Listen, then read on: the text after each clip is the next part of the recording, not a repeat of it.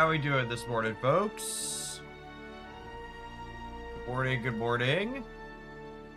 Happy Thursday.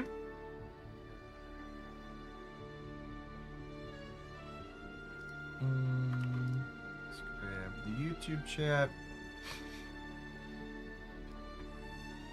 This new event's been great. It's got me playing a ton. It's well structured. Finding the performance reasonably well helps too. Yeah, I'm gonna put together. I haven't had time to put it together yet. I think I'm gonna put it together for over the weekend. But now that I actually really understand how the rank system works in this game, I think, unironically, I think this game has the best rank system I've ever experienced. I think I did my daily pack yesterday, right? I played. Yeah. Oh, I have some extra packs for the battle pass. That real quick. I really love the distinction between your current points for the area that you're in.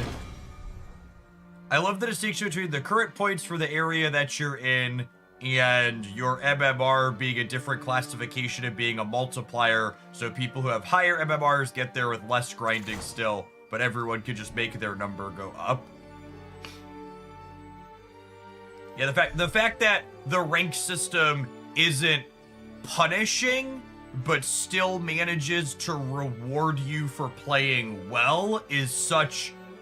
It's a very elegant design, because that's something everybody... I've never even heard anyone suggest that they do that in other games, right? Which is just like a good example of gamers know what they dislike, but they're bad at solving problems.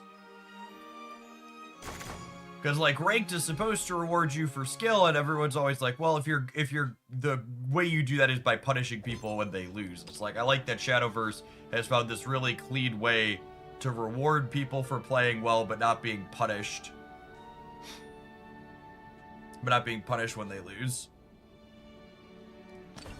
And for people who don't fully understand the rank system in this game, there's two components to the rank system. There's your group here. The gem is your group, which is kind of like a visible MMR. And the better your MMR group is, the more points you win for winning games. And then the actual rank here is your points that go up. And your points never go down. You even get a nominal amount of points when you lose games. Hey, NG, thanks for being here bright and early for the Shadowverse stream. Appreciate it. Twice yesterday, I lost and sat back and went through my game and found a point where I didn't commit to being the beatdown, and that's where I lost living. I love that there's a replay client in this game. It's so clean. If you're someone that genuinely wants to get better and improve at card games, being able to go back and look at your games that you played for mistakes that you've made is so useful.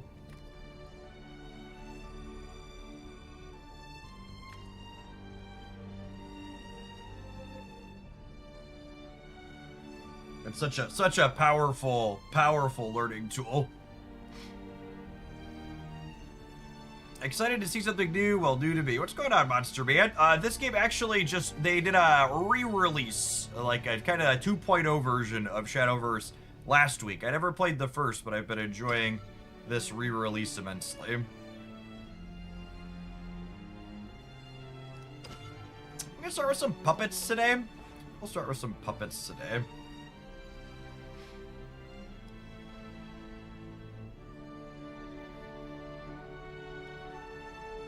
Let's start with some puppets today. Orcus is a very powerful card.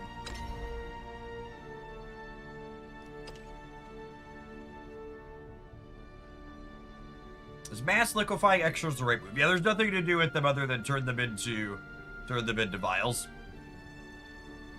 And then the thing to be aware of is that the auto liquefy does not get rid of extra cosmetic version, so it'll like keep, if you have like 2 foils and 3 regulars, you could get rid of 2 of the regulars or 2 of the foils.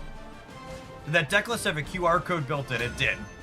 Shadowverse has the best technology stack of any digital card game I've ever played. Basically, every feature I've wanted in every other card game lifetime, this game has. So,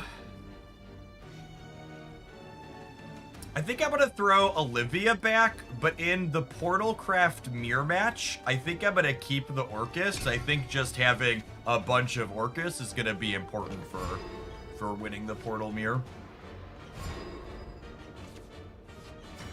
I'm actually gonna get aggressive here to start as well, so I'm gonna burn my extra energy on turn 1, and I'm gonna drop the Lovestruck Puppeteer into play. I have another 2-drop lined up here, so I could go 2 on 1 and then 2 on 2. His mask. The perfect sacrifice. I leave the rest to you. Ding dong, ding dong.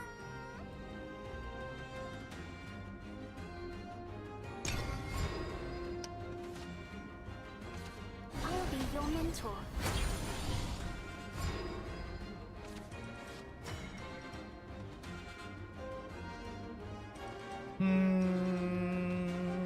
So, medical grade assassin here gives a puppet bane when it comes into play, which means it kills their thing right away. So we have this puppet from earlier that gets to go ahead and clean this out nicely. We have enhanced puppet here to clean something else out later. We'll assert dominance by attacking them for 0.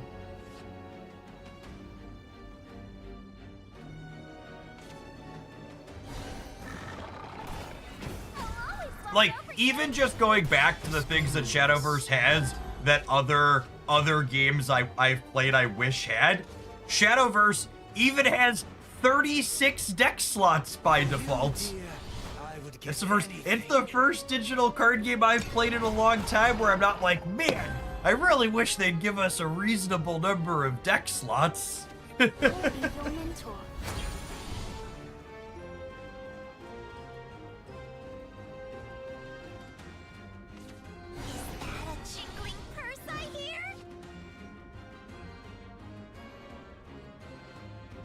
I really need to hit some lower or middle cost card here, or we're gonna fall behind on board a little bit. We need something that's playable for 5 next turn.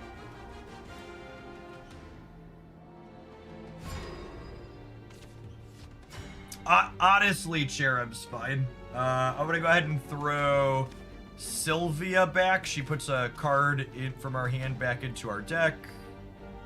And draws us another one. It's another bit of click at the top end. So our evolution not only makes it bigger, but lets this attack right away, which is nice. I guess this is a little aggressive. Maybe this is unnecessary. It lets me push some damage, but this match is probably gonna go long enough that I don't need to push damage. Yeah, that evolution might have been wrong. One of the most skill testing things about this game is figuring out and understanding and min-maxing when your evolutions are a worthwhile resource to be using. So you only get 2 of each over the course of the game. Take my life.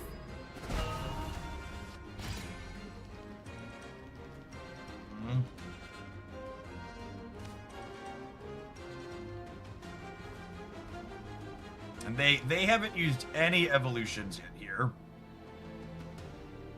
I'm gonna be able to super evolve starting next turn. I could take a more aggressive slant here and like Sylvia draw 2 and then evolve to blow this up, and then I've got running Orcus to pressure their dome into a Liam. Although I probably want to save my last one for Liam here, because Liam pushes a lot of damage. I'll draw a couple of cards here. I don't think I'm gonna evolve though. I think I'm going to think my plan here is we'll go Orcus, and then have Liam as a finisher at the top end. How's the first turn balance felt so far in this game? This game is the longest I've ever played a game and not been certain whether or not I preferred going first or second. Which I suppose is to say the first turn balance feels really good. Trajectory. Like I'm like 40 hours deep into the gameplay here, and there's ups and downs to going first versus second. Yeah, I think I'm just gonna Orcus here. So I think we're gonna get our super evolve in. I lost my strengths and gained a heart. Let down your guard. So when we super evolve Orcus, Fate is in our hands. she gives us 2 3/3s. I want to be heard. Let That can down your attack. That guard. can attack right away. And super evolve lets her attack right away. So she hits this and cleans them out. And then this is definitely going to their face. And then there's some question of what do I want to do with these other two? They have Bane, so they hit my opponent's stuff right away. I think I want to push more damage to their face based on how aggressively slanted my hand is. So I'm gonna have this one power thing clear their 5/6. This other one's gonna crack their dome. And these two are puppets, so they're gonna go away at the end of my opponent's turn, but they did get to push a good chunk of damage there. I lost my strengths and gained a heart. Let down your guard. Okay, there's an Orcus of their own. I want to be heard. Let down your guard.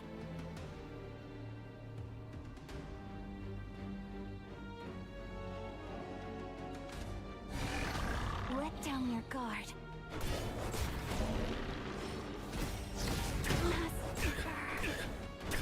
Because I took that hit from 5, I'm actually dead to their follow-up Orcus if they have one too, yeah? I think I'm just gonna hope they don't have the second. I lost my strengths and gained a heart. Let down your guard. In the name of hope. I want to be heard. Let down your guard. Let down So your guard. this one eats that one, this eats that one. And we send some blasts upstairs. I always have 2. I mean, I had 2, it would only be fair. I lost my strengths and gained a heart. Alright, that's fine. I used my early evolve in the wrong spot there. Where do you get that Portal Craft avatar? It was premium gem purchase in the shop.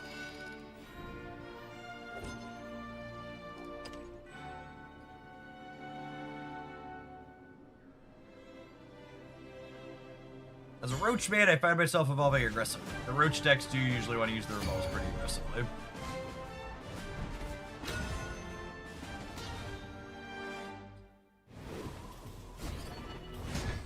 Justice for all the dimensions.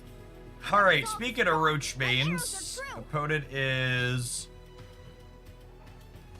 a Forest Craft deck. I think I mulligan these pieces of top end looking for more cheap things against what's likely an aggressive deck. Puppet Theater's not bad. They have a lot of 1/1s and 2/1s that the puppets this creates will be useful against. You're in the splash zone, pal.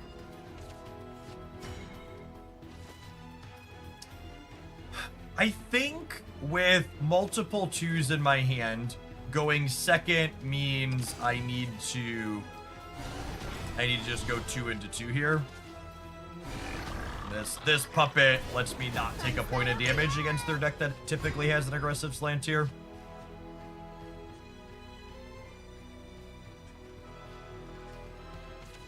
Let Lily's magic guide you.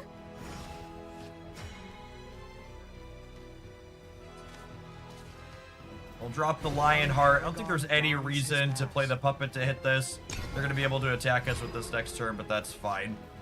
Puppet Shield here creates 2 copies of Enhanced Puppet that lets us stabilize the board early nicely. Those 2 3/3s to run them down.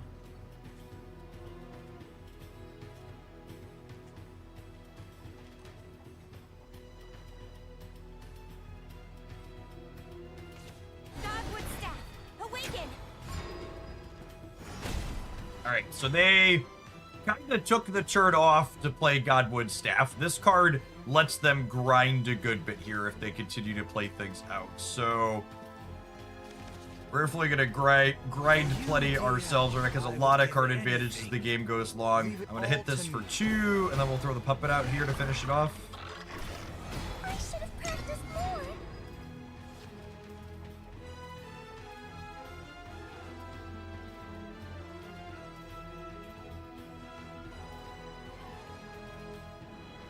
I am not familiar with any content creators that have had paid sponsorships for Shadowverse World Beyonds. I've been checking out of my own volition and really enjoying it. Game's been a ton of fun. Them having no plays last turn is incredible for us. We get to spend our energy really cleanly here.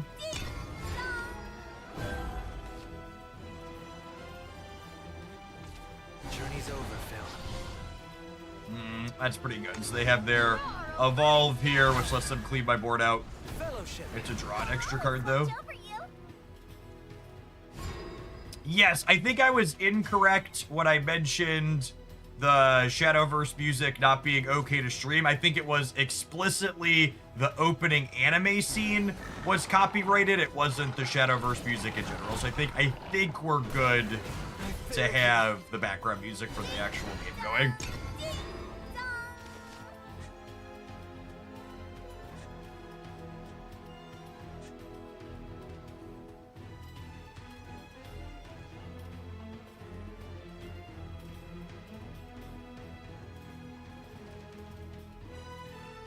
Yeah, it makes me glad too. The music is really fantastic.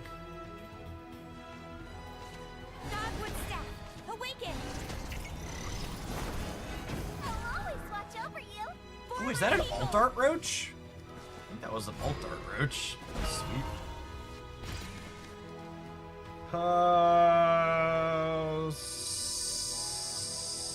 6 energy. I don't think I want to play Olivia. I think I want to save my extra energy for down the line potentially. So I'm gonna go ahead and play her. And it's so close though.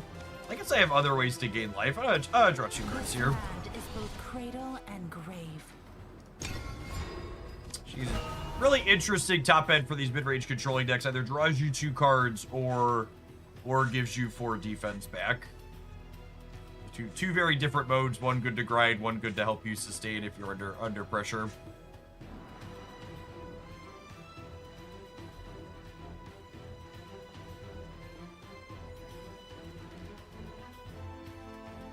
What deck has been the most frustrating for you to face? You know, I don't know that I've really felt super frustrated with any of Shadowverse's gameplay. And part of that is I'm still learning the ins and the outs. I feel like I have to really know my way around before anything can even remotely be frustrating. There's I'm still at the point in I'm still at the point in my Shadowverse exploration where most of my game losses I'm making pretty big mistakes. And I really enjoy playing games when I can look back at them and be like, oh, this is something I could do better. We super evolved that one and hit my face. That's rude.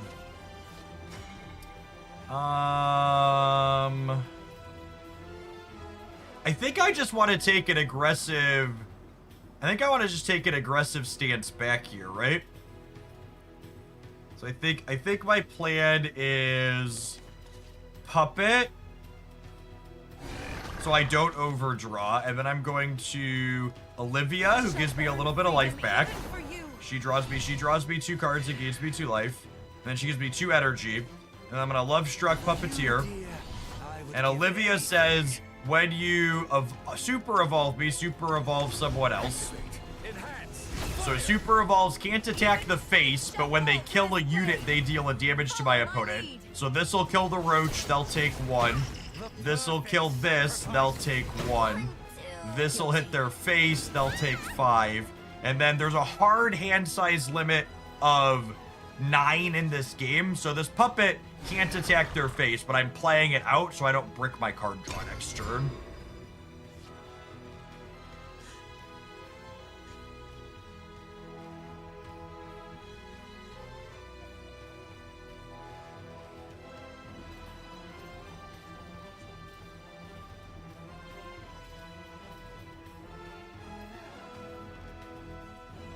So, the opponent's not just dead here.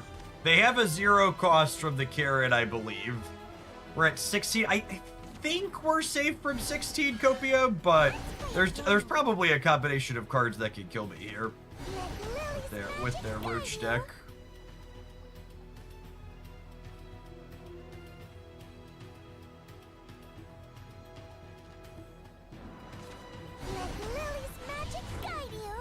Okay. This is not the end. So them interacting with my board would imply that they're not killing me. I think them interacting with my board here is incredibly good for us. So they cleaned us out.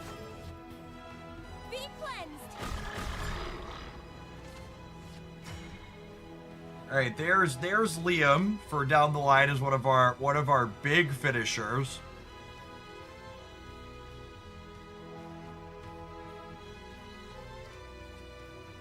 So I want to clean their board out back. What's the best way to approach doing that?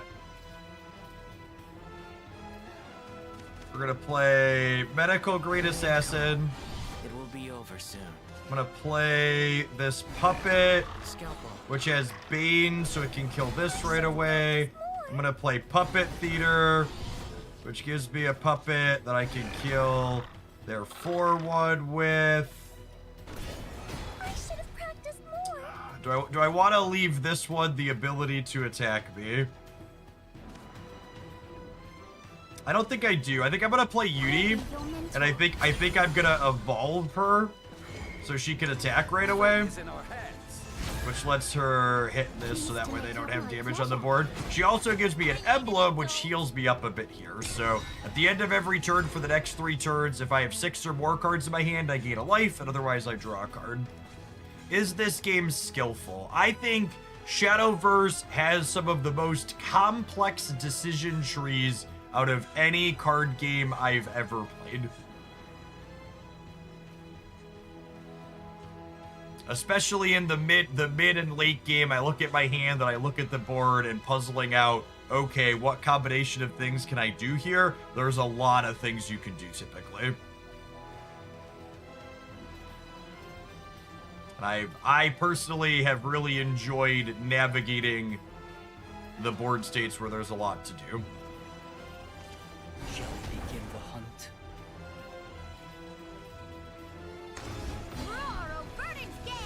That's a pretty good one. This one actually lets them brick a card draw here because it bounces a card back to my hand. This has Storm, so now the question is, do they want to kill my Medical Grade Assassin or do they want to hit my face here? Okay, so they're doing both. That makes sense. Has stopped.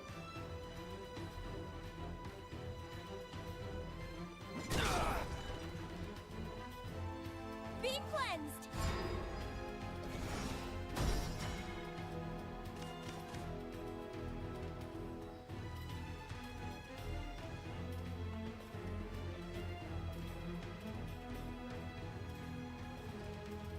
I have so many choices here. I think I want to get Liam down because he gives my puppets ward, which means my opponent has a hard time hitting me next turn.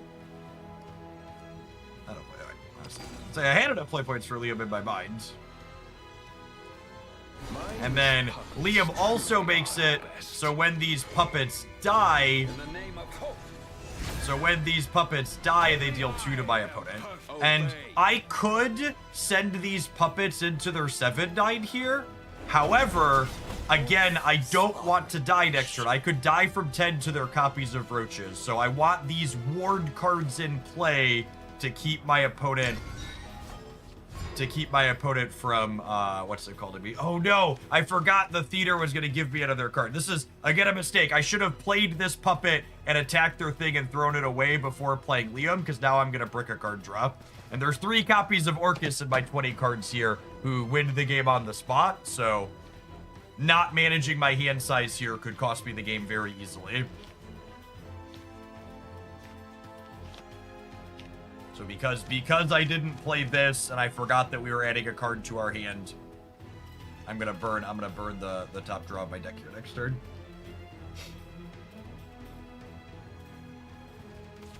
Let the light anoint my blade. This is a mistake. Which is unfortunate because a second Liam was also lethal. So there's 4 lethal draws in 20 cards, and we're gonna brick whatever we draw next turn because I messed up. And my ward cards here are going away. There's a very good chance we die on their next turn. All right. Well, I wouldn't have drawn a lethal card, so I've got that going for me.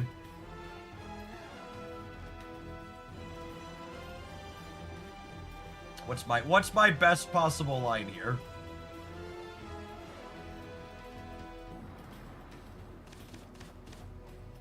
I think my best possible line involves playing Olivia out, because she gives me a little bit more life. So we're gonna start there. Fly forth into an endless sky.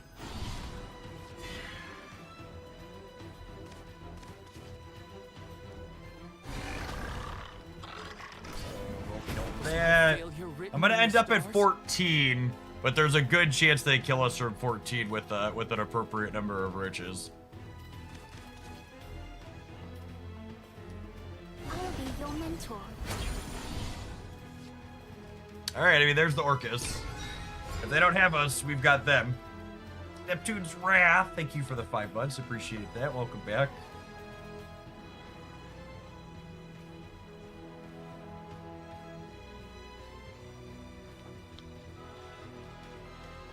There are 21 cards into their deck, and they have 10 points of energy. So I would expect an average full Forestcraft grip can kill us from here.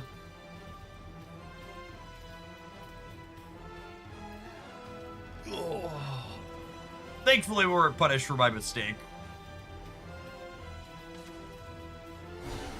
But super cooked.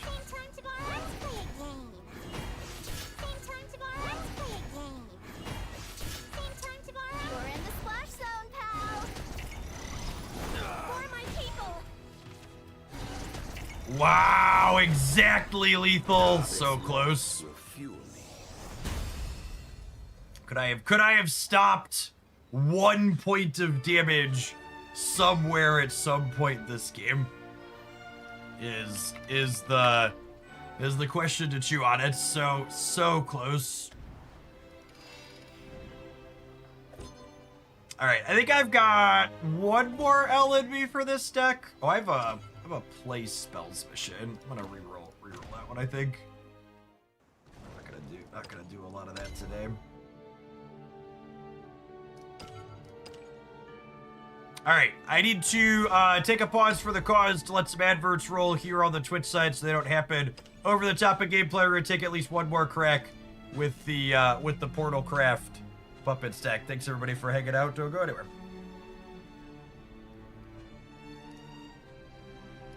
If you're watching on the YouTube side, enjoying the Shadowverse content, be sure to tap the like button. Doesn't cost you anything, and it helps the content reach some more people.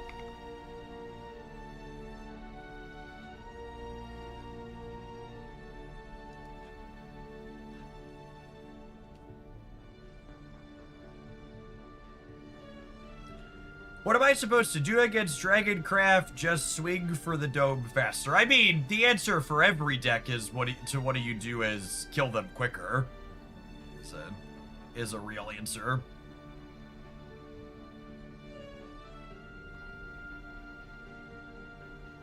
Feeling how that last game play out, I kind of feel like I want another Ward card in the deck. And I don't know that I need Divine Thunder with Medical Grade Assassin and Orcus. I think I might play a second Mecha Cavalier here. It's my favorite deck so far. I've been playing the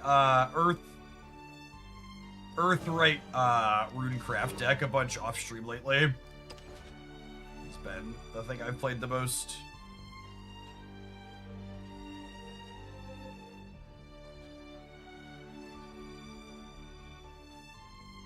A lot of the discourse around this game on the free-to-play economy is horrible.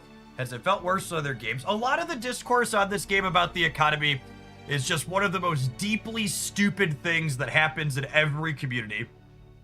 All of the comments about the economy are purely vibes-based and aren't people running numbers. It's literally people throwing a temper tantrum hissy fit because the numbers in the economy in this game are different than the numbers in the economy in Shadowverse 1.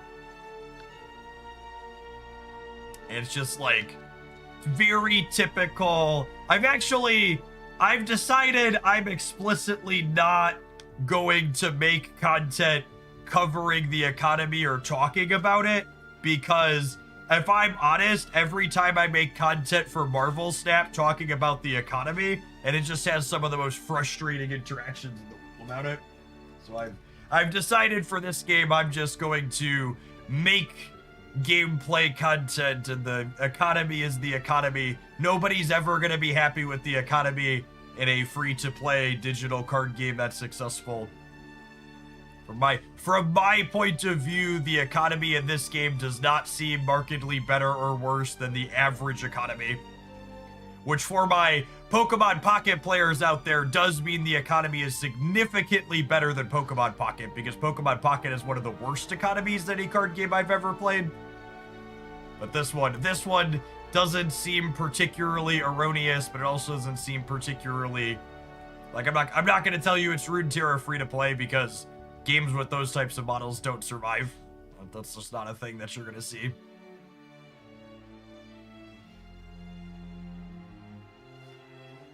All right, let's hop on into some games with this. As someone who spends money on every game he plays, spending money in this game feels fine. I'm not going to speak to free to play because I haven't run the numbers.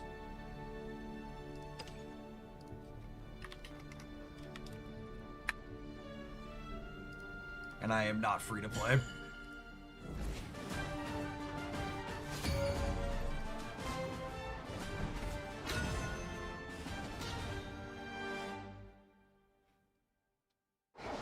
And our opponent's playing Havencraft, which is typically a more controlling deck. It's a game. I'm going to keep my proactive plays here. We're going to mulligan the more expensive one, looking for more cheap cards. Yeah, I mean, this hand seems like solid to start.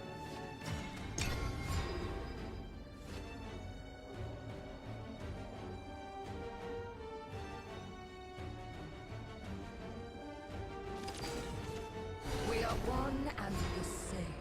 So they played out a 2-cost right away. Gonna go ahead and play my Puppet Lancer here. So slight differences between Puppet Lancer and Lovestruck Puppeteer. Puppeteer is a 2/2, but gives you a 0-cost 1/1. Lancer is a 2/1, but gives you a 1-cost 3/3. So I'm gonna go ahead and enhance Puppet and clear this out, and then we'll play the Lovestruck Puppeteer. We'll just apply pressure to their face. I think we're probably the beatdown in this matchup, meaning we want to end the game sooner rather than later. So opponent's deck has a bunch of these amulet cards, they are called, where they slowly count down and eventually give you effects. This one gives you a 4/4 with Rush, meaning you can attack a unit right away. This one gives you a 2/2 with Storm, meaning you can attack a unit or your opponent. Perfect sacrifice. They can also spend an energy to make all of these count 1 extra for a turn. I think I'm just fully loading up on 2 power things I here. would give anything. Am I gonna need 2 puppet shields? Actually, I probably don't need the Mecha Cavalier. I might want the puppet shields to clean out anything they have on the blocking aspect. Curse I hear? I think it's this.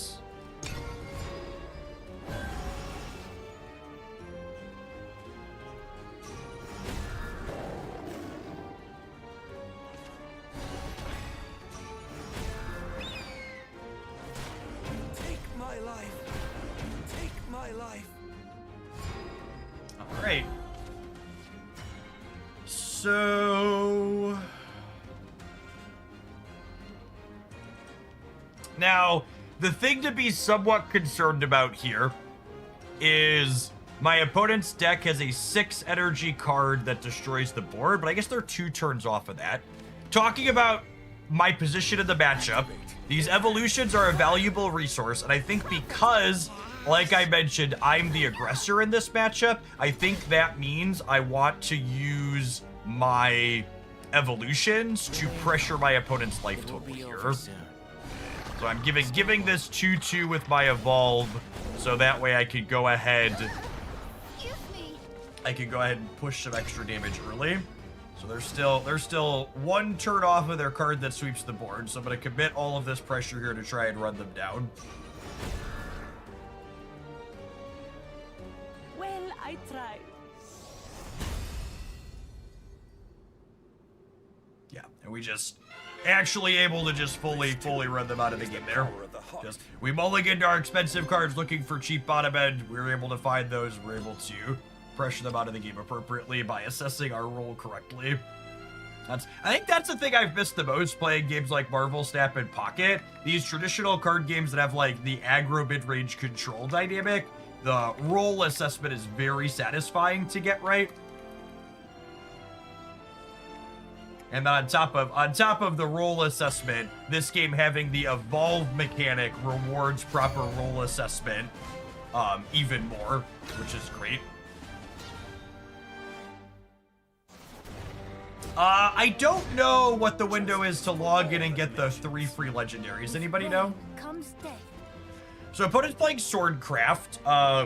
Almost always an aggressive slant, but sometimes goes a little bit bigger. I think I'm gonna mulligan the Orcus to start. We'll want her late, but these 3 are all great. Puppet Shield, if they're aggressive, can help me stabilize the board, and then these are solid 2 energy plays. If you're one of my regulars that hasn't tried Shadowverse before and you're interested in giving it a go, the in-game tutorial is stellar, and there's even an advanced part of the in-game tutorial where they give you, there's an advanced part of the in-game tutorial where you get to sample a bunch of different decks and all of the different classes. And then once you complete all of those, you can pick one of the starter decks to play, which is sweet. I mean, good showing for Puppet Shield being solid here. My opponent's kind of plus tempo here, being able to clean out my board and pressure my life total. And then these just get to go ahead and come in here and clean the board out. So puppets go away at the end of my opponent's next turn, but having an empty board this turn and them not getting to attack is a big deal. I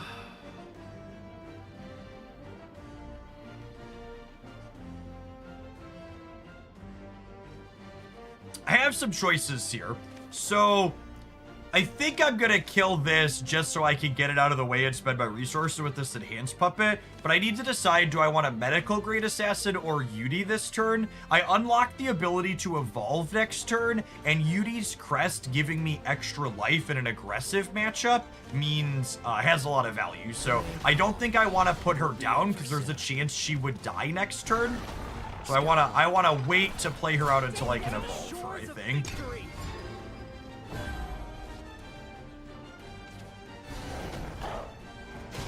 Because exactly this, right? Like they came in and they killed my thing that wasn't playing. That would have killed Yudi as well. So I'm gonna play this enhanced puppet to trade with their 3/3, and then I get to go ahead and evolve Yudi. So you can evolve any card in this game. Regular evolve gives +2/+2, but then certain cards like Yudi get an extra effect when you evolve them. So they get a reward you for using that resource in a specific way. Yudi gives me this crest, and the crest says at the end of my turn, if I have 5 cards or less, I draw a card, and if I have 6 cards or more, I gain a life. Which is lovely. Oh wow, this is perfect. So this put out all these 2/2 with board. This one gives me 3 puppets in my hand and then gives all my puppets 1 extra attack. So I can trade these puppets for their 2/2s. And then my 5/5 can, gosh, do I hit? This is an interesting role assessment position. This gives their other officers ward, which is kind of annoying. I think I have to kill this just because their officers getting ward is pretty good. There's some I want to pause there to think about, am I going to start to pivot here? But all of their officers having ward is just really strong. And this kind of back and forth that you're seeing, if you haven't seen this game before, is very common in this game. It is very, very frequent that every turn both players' boards fully trade out.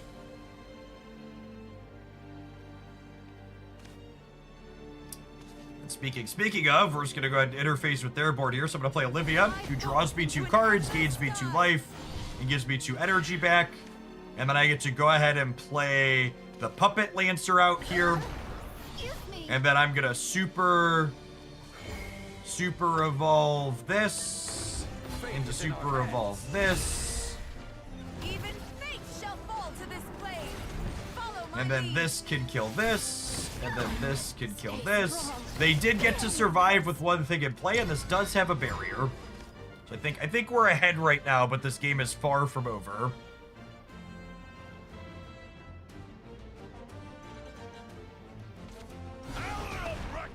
Yep, and this is the 7/6 comes into play, gets to attack twice and clean my board up a little.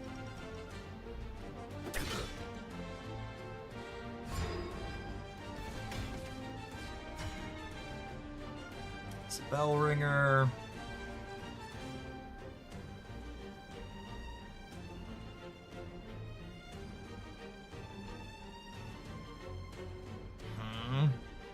So I need to take their 7/6 out. And I have a couple of ways to do it, but I gotta figure out what else I want to do around that, because they have a lot of other cards on the board here.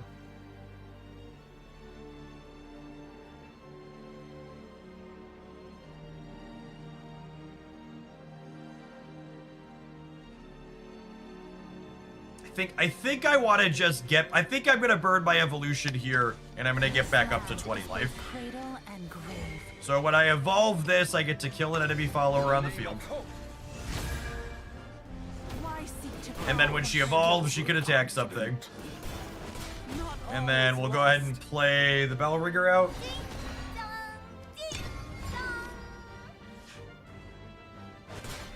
So I only have 1 evolution left here. It is what it is. To the shores of victory. Hurry up.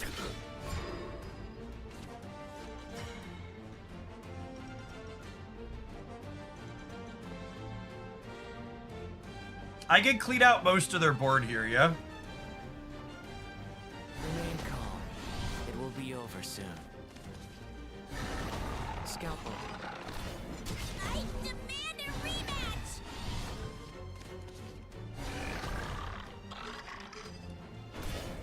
I wasn't fast enough.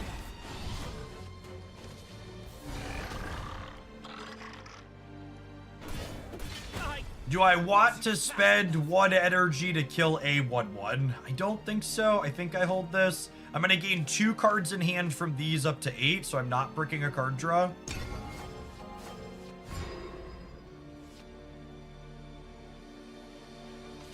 Heaven's wrath will fall heavy on your head. Yep, that's an owlbear.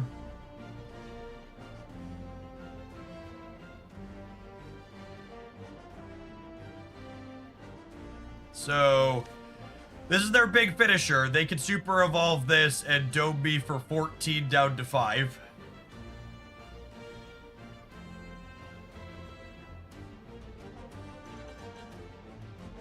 I'm gonna be cooked by second owlbear here, aren't I? Or does this let me? Does Mecha Cavalier get me out of that? I think it does.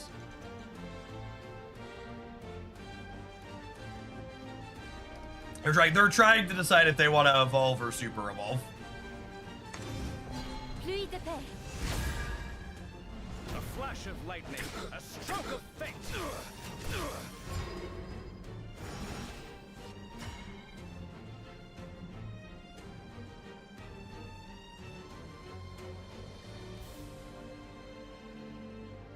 I guess Orcus is fine here too, yeah? Is she? No, she's not quite enough, right? If they have second owlbear, they super evolve him, and then that clears my thing for one.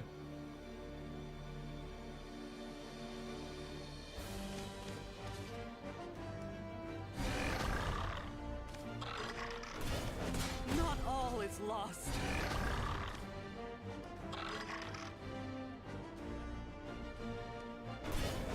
Not all is lost. I think I need to mecha and super evolve.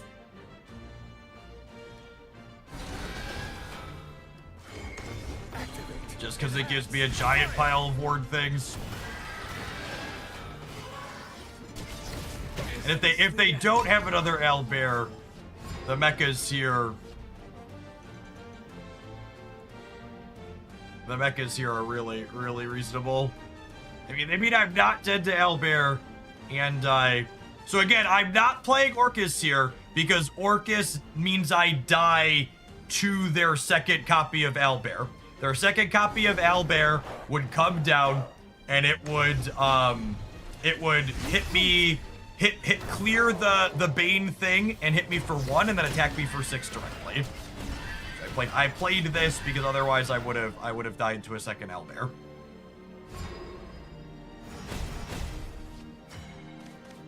So now we get to play Orcus out, and Orcus gives my puppets Bane and Storm. So Storm means they can attack right away, even my opponent's face, and then Bane means they kill the thing when they hit them.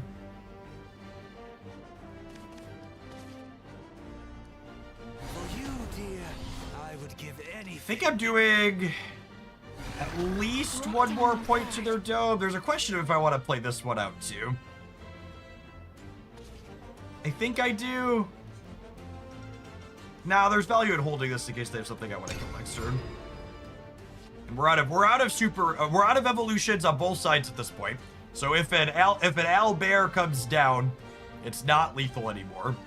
And then I have Olivia to try and stabilize my life total a little bit here. So there's the owlbear I played around last turn with the mech. So those trade. And now I get to go ahead and play Olivia and gain a little bit of life back. Into an endless sky. And that gets my life total to a point where a top deck a third owlbear is not quite lethal. And then I have a bell ringer to stabilize my life total a little bit. Or to stabilize them being able to attack me a little bit. I think I'm going to play a Yudi out as well. Draw a card. I think I'm still chilling on this puppet to be able to kill them with this. Kill something with this. I'm going to deal one to their face. Let down your guard. Puppets get Storm. So Orcus gives your puppets Storm. Yeah, they're out of gas at this point. So hopefully they're done. We're not dead to another owlbear, which is like their best possible. Yeah, sweet. That was a sweet game. It showed the back and forth gameplay that Shadowverse has that I've just been absolutely infatuated with. Is the power of the heart. So one of the things too that I love about this game is one of the things that it factors in and how many points it gives you towards moving up the ranks is it gives you a bonus points for how long the game was that you played. So there's a win streak bonus, and there's a time bonus. So like you're not one of the ladder system in this game feels like it actively has tried to solve every problem I've ever discussed ladder systems and other card games having.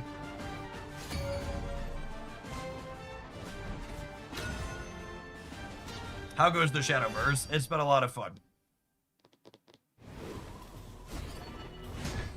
Justice for all the dimensions. All right, opponent's playing Portalcraft as well. I think I'm still mulliganing Orcus. I think we're definitely keeping all of these though. Yudi's lovely in these kind of grindy, mid-rangey control mirrors because she puts pressure out early, but also replaces herself with another card. So rushdown decks are bad. It's not that rushdown decks are bad so much as there's not an explicit bonus for playing a deck that rushes people like there is in other card games. So, rushdown decks still get to win games faster and play more games, but there's something built into the system to not explicitly be like you have to play aggro to climb efficiently. In games like Magic and Hearthstone, where there's variable game length, it's optimal to play the aggressive decks because they win faster, and there's no differential for winning faster versus slower.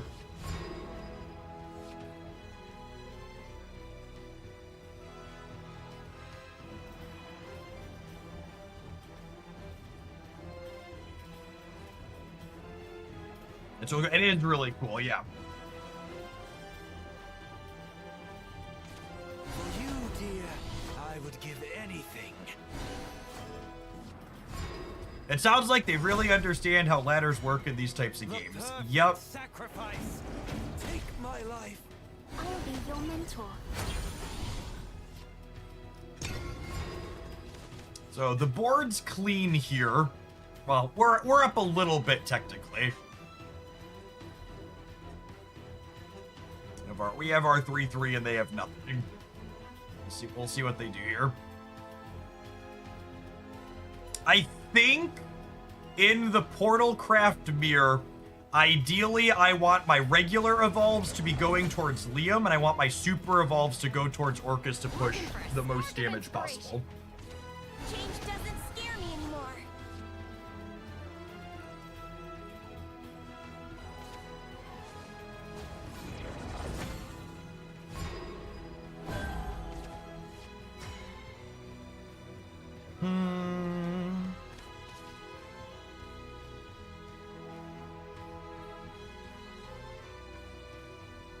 I think I just want to take an aggressive position here.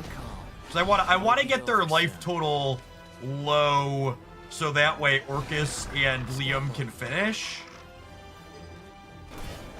Am I stronger? So I think I'm gonna spend my puppets clearing their boards. That way Yudi can hit their face.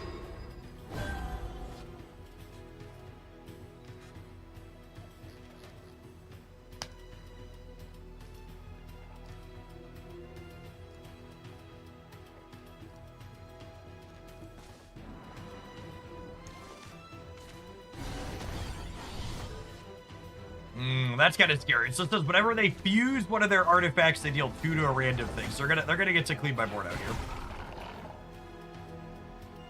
Hitting my puppet the first time's a bad beat. This thing hits at random.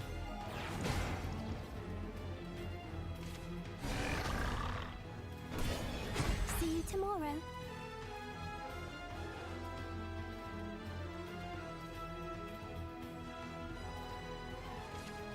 I assume they have one more fuse here. Yep. The screaming has stopped. I'll be your mentor. Card. Play a puppet lancer. Excuse me.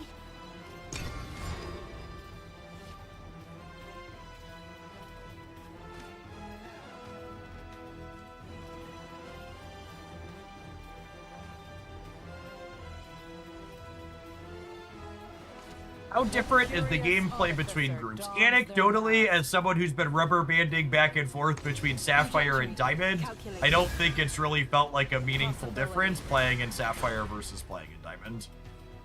It really all just feels about the same.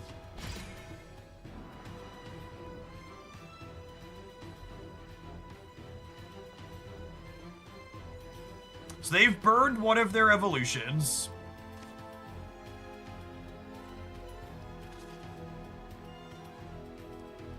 I'm gonna play Noah out here, which gives me three 2 power things. I think I'm gonna burn my extra point here. And then just use these puppets to clear their board, because again, I really just want to save my evolutions. I want to keep my life total high, and I want to keep my evolutions in the bank. Because if I use these evolutions on Orcus and I use them on If I use them on Orcus and I use them on Liam, we're gonna burn our opponent out from a really high life total. Is the goal here. The opponent's deck, for people that aren't familiar, they keep fusing these gears that pop up into, eventually they get this 10-10 that can crack my face. So I want to prioritize keeping my life total as high as possible in this matchup, so that way I can survive a hit from their big 10 power bot, because usually once they drop that into play, they're out of gas.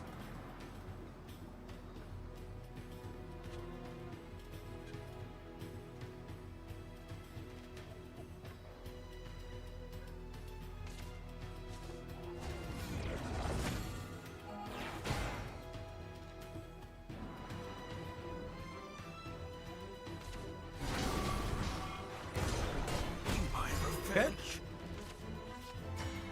They had to spend a couple of their resources there to get that out of the way. I think I'm just gonna play.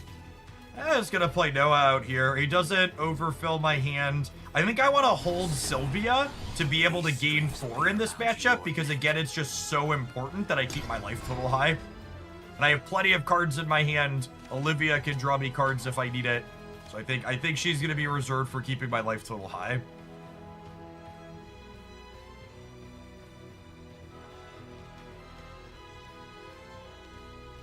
Honestly, this matchup is, I feel like, showing some of the depth this game has already just in a single set in terms of deck building, because we're both playing the same class and our decks are drastically different, right?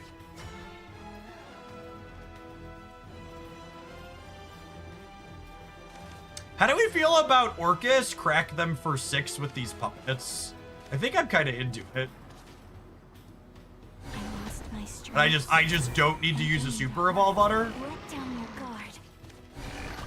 Let down your So guard. Orcus Let down your guard. gives my puppets Let down your Bane guard. and Storm. Bane means they can trade guaranteed for 1 when they hit something, and Storm means they can attack my opponent's face right away. She also generates this warded puppet here, Lloyd, so they have to deal with Lloyd before they can get to Orcus. And I wouldn't be surprised if they're going to be able to kill my Orcus this turn, but she accomplished her goal, which was pushing 7 points of damage. Don't move. Ooh, that being their first play is really good for us. And all of these random puppets here hopefully eat hits from this ancient cannon, he says, as it rolls the 1 in 5 to hit Orcus. This card's definitely a standout type of effect. There actually isn't a lot of random on the actual cards in this game. There's been a little bit of a refreshing change of pace from Pocket and Snap. This game has bigger decks, 40-card decks, so a lot more of the variance is your draw variance, as opposed to your cards having RNG baked directly into them. It seems really valuable to take a meaningful turn in the late game without spending an evolution. I think that is a 100% accurate assessment. Being able to have a big turn without burning one of your evolution resources has a lot of value. Agree. Fly forth We're into looking an for endless sky. Liam's and Orcus's here. That is neither of those things. Excuse me. Bell Ringer will let us draw another card. I've got plenty of gas and things to do here in the meantime, in between time, but I'm still at 20, so we've got time to tire spin here for a little bit if need be. It wasn't my fault.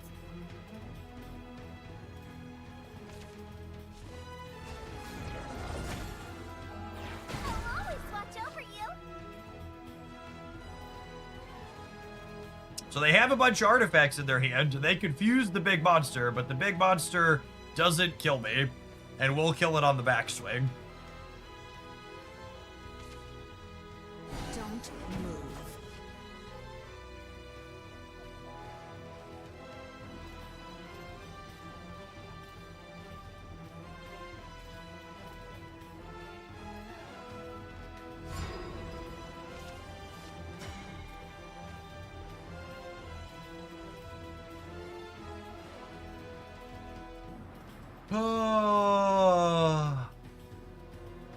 Do I evolve to push damage here? That's gotta be wrong.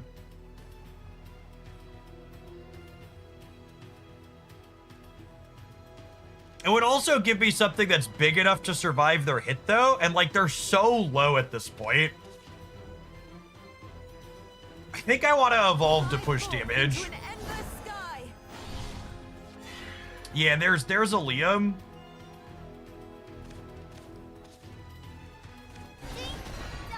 So when she super evolves something else. Enhance. Fire. Even fate shall fall to this blade. Follow my lead. So this puts them to 3, and then this can't attack their dome because it doesn't have Storm.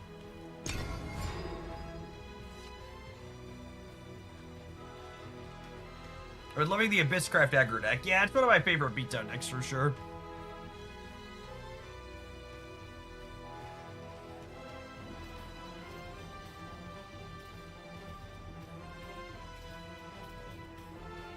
So now they need to figure out a way to deal with my board while also not being dead to Liam next turn. And they're probably just dead to Liam. So Liam's going to summon us a bunch of puppets and then make it so whenever one of those puppets dies, my opponent takes 2.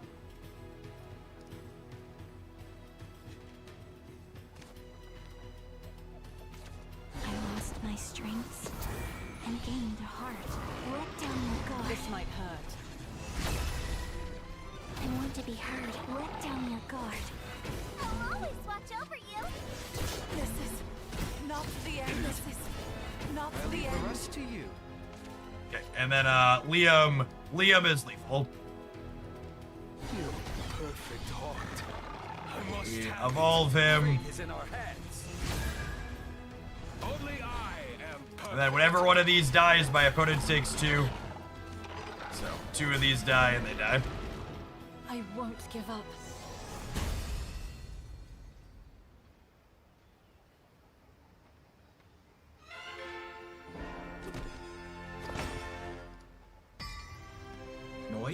Noise. Is the power of the heart. All right, we had a good swing. We're hitting a good swing here. I think I want to play a couple more with this one before we move on to another deck today. We're gonna take a brief pause for the cause. Let some advert roll on the Twitch side. Don't go anywhere, gamers. We got plenty more Shadowverse coming up this morning. If you're watching this on YouTube right now and enjoying it, make sure you tap the like button. Doesn't cost you anything. It helps the content reach some more people. Appreciate all the folks that have done that already today.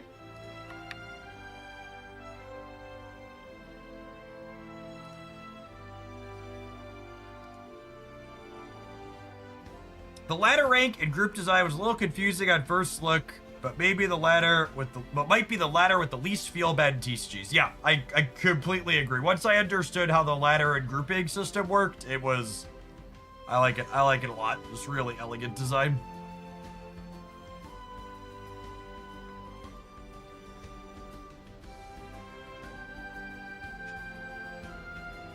Yeah, this puppet build of Portalcraft seems very reasonable. No, I feel like I have new respect for Noah, Threat of Death.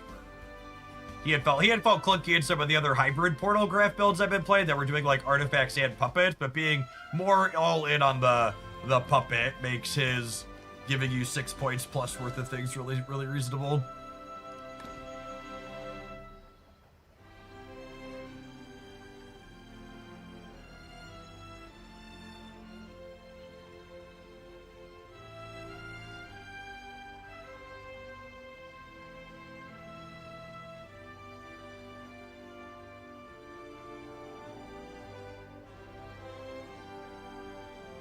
Join a beginner deck list for Swordcraft.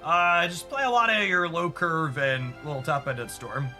What would you replace Yudi with if you didn't have her? Something else that's low on the curve. Find another 2 or 3 that you want to play that you can apply pressure with early. It's the basic idea you wanna stick to.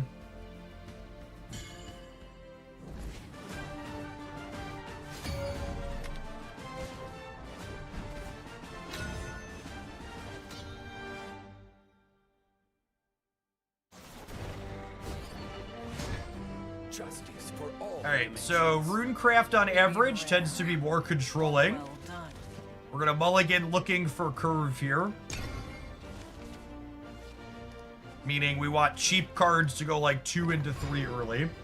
Which we get to do now. And I think it's actually such an appropriately named character that they call this the Greedy Cherub.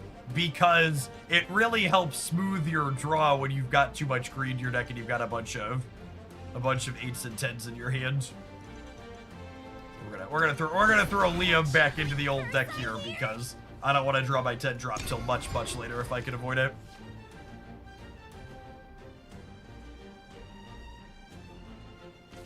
Special assignment today. Because I think I'm the beatdown here, meaning I want to apply pressure, I'm going to prioritize keeping their board clear while putting damage to their dome. So we're going to use our Puppet Lancer here to clean out their 2/2 while the Cherub hits their face. Oh, they're an Earthright build. Earthright build plays very different. They can be a little bit more aggressive faster. Yeah, if the opponent has the 4 energy Earthright card, that could be kind of bad for us next turn. I'm just gonna play out all my 2s here. Paragon dons his mask. Yeah, they could also charge this and then deal 4 to everything. Yep. I don't, so like, this exchange I think is actually kind of okay for us. Because, I think this exchange is actually kind of okay because, losing all their Earthright points is a pretty big downside. I'm gonna evolve this just purely to put a bunch of stats into play here, since they have nothing on board. Basically spending an evolve to get a 2/2 and a 4/4. Right behind you, man. That's pretty good. Fair. Defeat is not an option.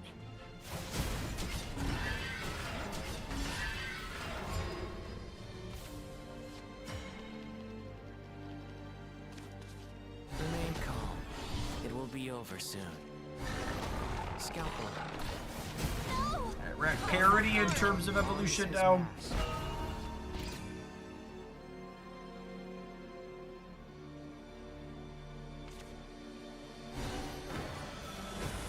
I leave the rest to you. Oh, weird. They are doing spellbinding stuff still. Screaming has stopped. Interesting.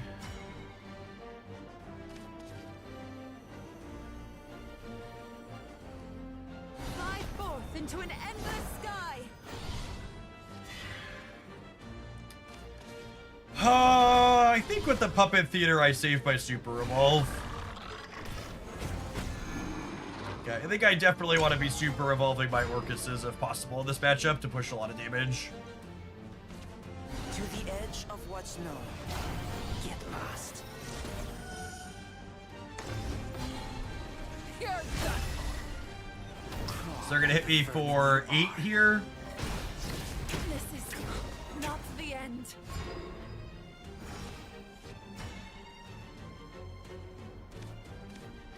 So I'm gonna go My Orcus, strengths and gain the heart. Let down and then your I'm gonna guard. go Puppet. Let down your Puppet guard. as Bane, we kill this. We'll Super Evolve Orcus.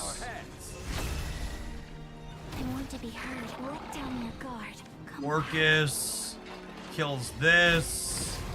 This kills this. This kills this. This kills this.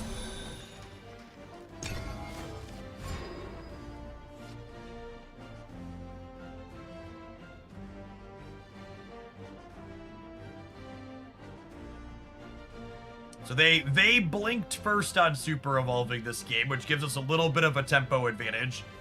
Because the best answer to my Super Evolve is their own, and then vice versa, which leaves me with the last one on the board.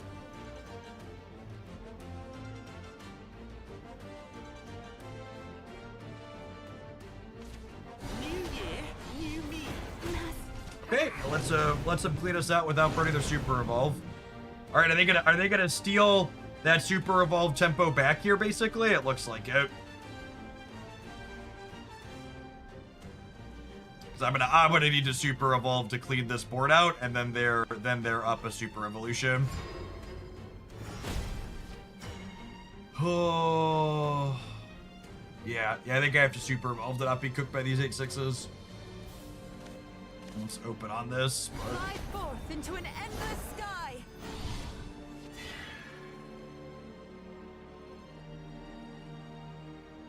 Yeah, I think it's medical grade. Well,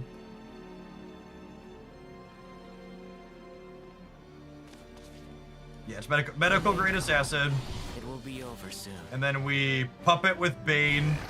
Scalpel. This kills here. And then I could super evolve this, which means she super evolves this. Even fate shall fall And to this blade. stabilizes the board for us, but it flips the script on a second ago, what I was talking about, where now they're up a super evolution to clear ours.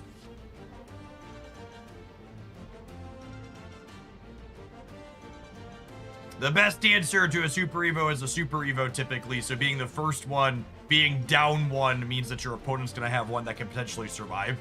So being able to clear things without spending a Super Evolution has a lot of value. You know, I don't think I've ever seen him Super Evolve before. He's a little creepy once he gets charged up.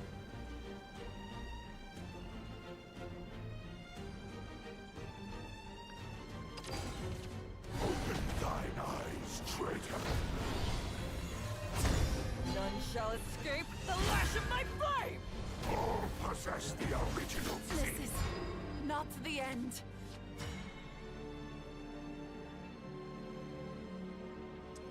We're actually probably okay here with Liam, right? Making incision. We go, so they made the Apocalypse deck, but then I go Liam Evolve. This puppets truly are the best. Activate. Enhance. Fire. Only I am perfect. Oh, I messed up. I forgot one of these was gonna get Bane. I could have hit this into here on their 10-10, their 12-5 or whatever, and then had this hit their face. So I missed a bunch of face damage here, which is actually a big deal, right? Would they have been dead? Yeah, actually, I totally missed lethal. No, I didn't technically have lethal this turn. I could have gone, it would have been 2-2. You stand only to be breathed. No, they have the climb to punish me. They probably would have been dead, but yeah. So that's a tough one. Yep, that gets me. Yep. The screen. Missed a couple of points. Will fuel me. Would that have finished them? Say they were at 11. I would have sent 6 into their thing. Yeah, it would have been. So I'm gonna actually the people telling me it was lethal. I technically wouldn't have had lethal until my last puppet died, and I couldn't kill all of my puppets against their 12-5 that turn. So we probably win the game, but I didn't have lethal that turn because their thing was a 12-5, meaning I could only kill 2 of the puppets into their 12-5. And then I would have had a warded puppet left behind, so they're probably on 0 outs, but I wouldn't have had lethal that turn. It's still the better line, though, is the thing to call out. What's going on, Jakey Bakey? I'm just saying, what strategy is this? We're playing a puppets deck in Shadowverse today. Puppets. Yeah, it was lethal if they didn't have any healing. How does matchmaking work in this game? Does it go by group or by rank? Yes. Justice for all the dimensions. Another Havencraft opponent, meaning I really want one of our proactive 2s in this game. So I'm gonna keep Beauty because she's a proactive 3, but I'm looking for one of our like Puppet Lancer or the other dork that I'm forgetting. Puppeteer, Lovestruck Puppeteer. It's exactly the droid we were looking for here. What's the point of his puppeteer? The Puppeteer is a 2/2, so he gets to start attacking quickly, and he makes me a puppet who can attack one of my opponent's cards. Which is 0 energy. 0 energy, yep. And has 1 attack and 1 defense. We call it There are play points in this game, actually. play points. Let's play this card. My opponent having no plays for the first 2 turns while we set up early pressure here is exactly what we want. Our goal for this matchup is to apply pressure with these early cards so we can then finish with Liam and Yudi later on. Or Liam and, what's her name later on. So the puppets can't attack their face. They're mostly for attacking my opponent's board, Jakey. Wait, can you sacrifice your puppets? into Stronghold? Uh, Is there like a card which if you sacrifice something, it gets more powerful? not really. You can give the puppets bonuses, though, to do more things. Orcus is the other one, yeah. Orcus and Leo, when I pressure early. So now I gotta decide, do I want to play the medical grade assassin because it's more resource efficient, or do I want to play the greedy cherub because it lets me filter through the cards I have? I think I want to play the cherub because I might want medical grade assassin to kill something down the line. But again, just enjoying putting pressure to play. My opponent has an extra play point, so we could see Annie and Greer happen this turn and clean my board out, which will make me happy to have the medical grade assassin left over. Wow, them tire spinning this turn is. Oh, they have the evolution here. This next one's for extra credit. Take my life. So evolving is different in this game than it is in Pokemon. So a little bit. It makes your cards a little bit stronger. And maybe have another special ability. Sometimes it gives us ability. Yeah, like when this one evolved, it dealt damage to something. Yeah. So now I have to decide how aggressive versus defensive. I think I just want to continue keeping my foot on the gas in terms of attacking them. So I think this is medical grade assassin. It will be over soon. Into puppet. Trade this here, and then I have to decide, do I really want to be aggressive and evolve the greedy cherub?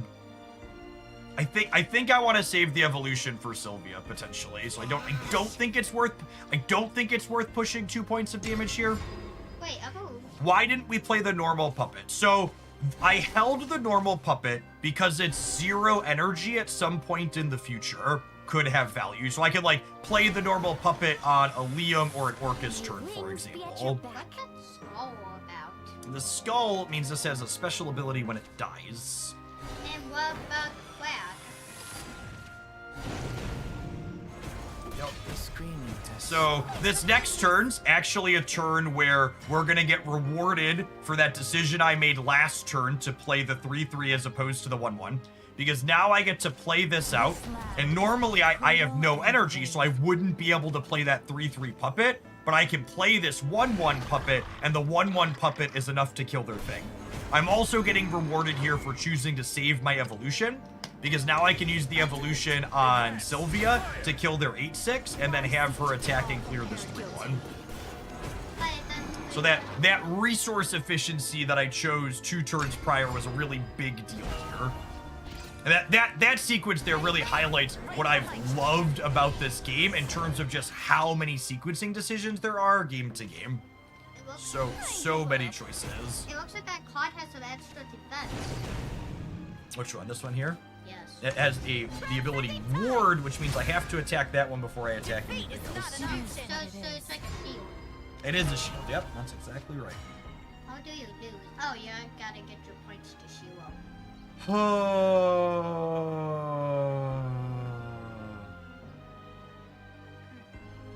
Looks like none of them has special abilities. I want to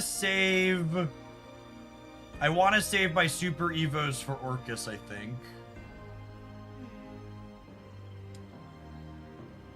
So I think I'm gonna have to take a hit next turn, which I don't love, but with double Orcus and saving my super evos for her, I think this works out fine.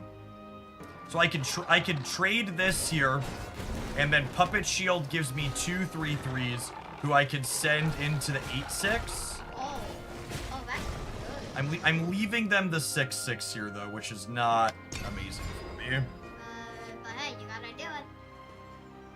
Say what? The hope here is that my opponent can't kill us next turn through the Orcus, and then Orcus into Liam finishes them here. Wait. Them starting their turn by tire spinning here, spending resources to not impact the board, is really good for us. Yeah, but you don't know if they have a strategy. Yeah, we don't know what they're gonna be doing yet. They have 5 resources left. That's a lot less scary than 8 potentially. Yeah, but if you're wasting something on something important later on in big game, then it's going to get. What's that? That's a tutu. It's a clay golem. Clay. Little weird looking, huh? my face when chat suggests a terrible playline. This guy is Special scared assignment of today. us. The Craig. Let's end this. Yeah. You're ready for Screaming a pop has quiz. Oh.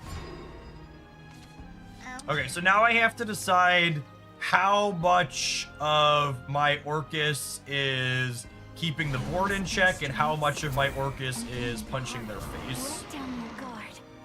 So we super evolve her, which makes her an 8/8 and lets her eat the 6/6 and push a point of damage. Let down your come back. I need to kill the 5/5 at a minimum. So one of these is definitely going to their face.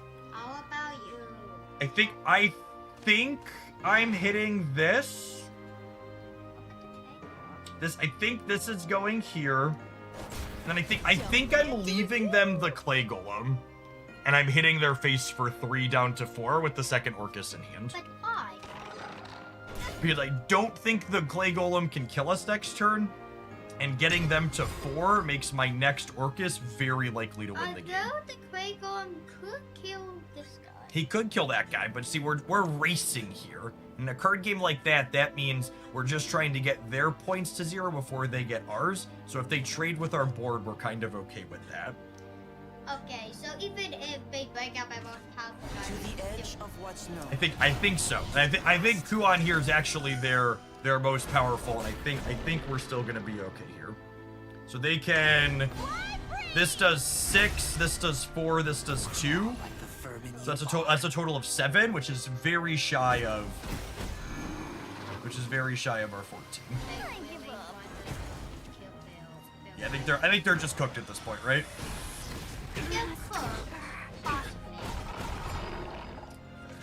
They're just dead to second Orcus, which is what we were playing just now. Lost my strengths and gained a heart. Let down your guard. Wrench.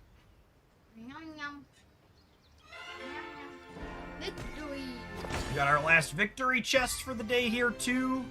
Ooh, coins and battle pass This points. too is the power of the heart. Do you know if you can switch that guy for like something better?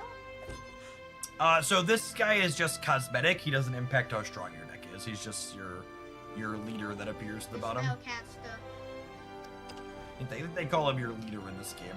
Peter, spellcaster. Yeah, I think I like these 40 cards. That felt really clean. I think my big takeaway from playing this archetype this morning is that Noah Threat of Death is a lot better than I was originally gave him credit for. I hadn't really played a fully dedicated puppets deck list, and he feels really good compared to the more clunky felt and the more hybrid puppets lists I've been playing previously.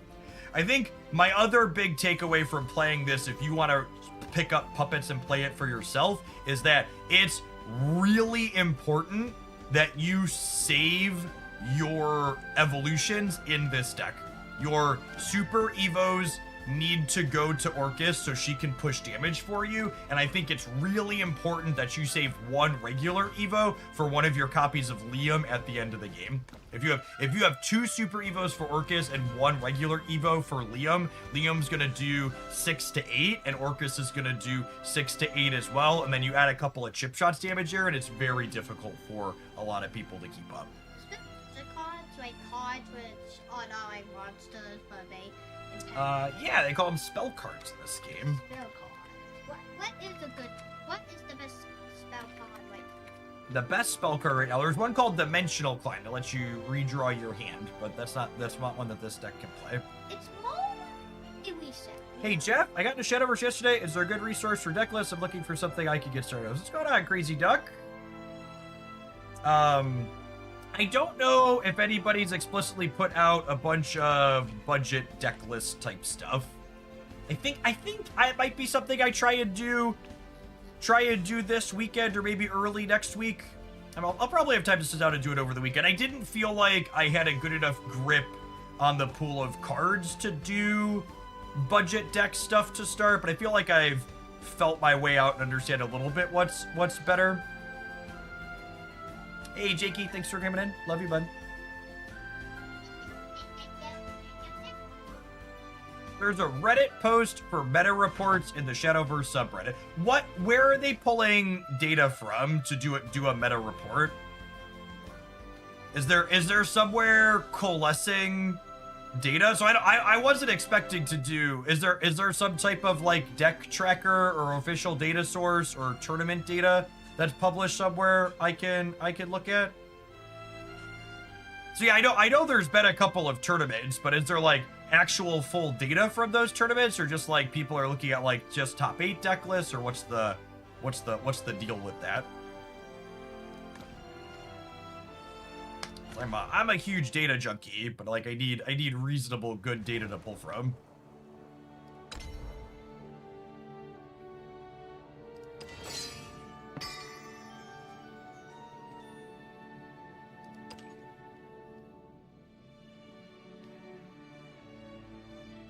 Yeah, there's a handful of anecdotes. Like I pulled some. There's the Shadowverse Wins is a Twitter account / website that posts their tweets where they post deck lists that people had win streaks with, but that's not really data. That's just like a coalesce of anecdotes.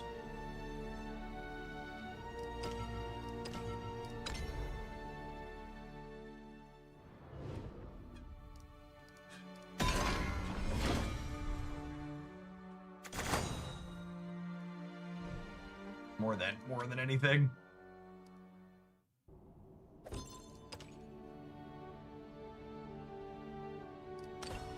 All right, what do we want to play next? I think I want to try some Havencraft, but I don't know if I like Havencraft enough to play it ranked.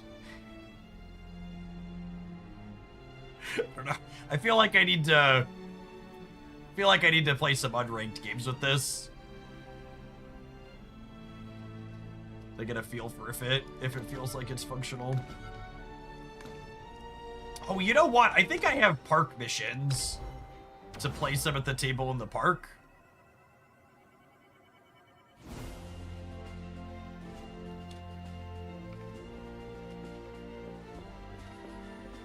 Are you gonna farm cosmetics in this game? By farm cosmetics, do you mean am I going to spend an incredible amount of money chasing cosmetics? I don't think so. My cosmetic spending is down pretty much across the board. I'm gonna spend money to get functionally complete, but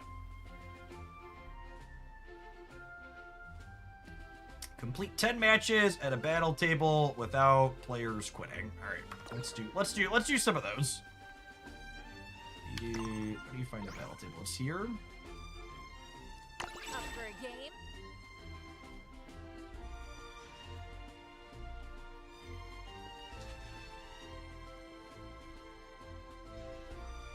I'm gonna get a try here.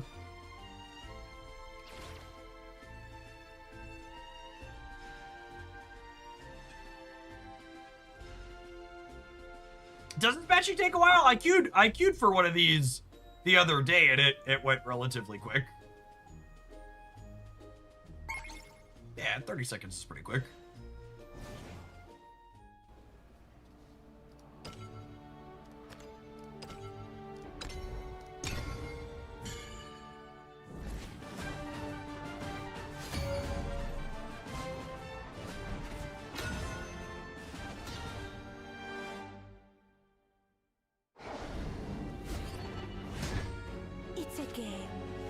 Alright, so opponent's playing Swordcraft stuff, which is more aggressive. I'm definitely going to keep all of my cheap stuff. We're going to mulligan our top ends here.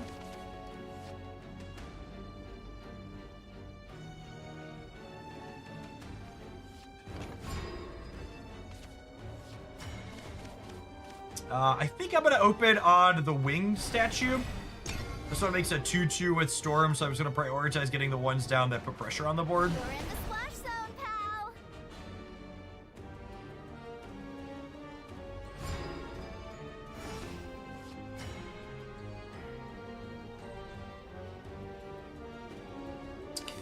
I think it's just Pact of the Beast Princess here as well. So you can spend an energy to engage either of these to advance them forward. So this one will count down one so that I can spend an energy to count it down again next turn. So I'll be able to get a 4-4 with Rush next turn, basically.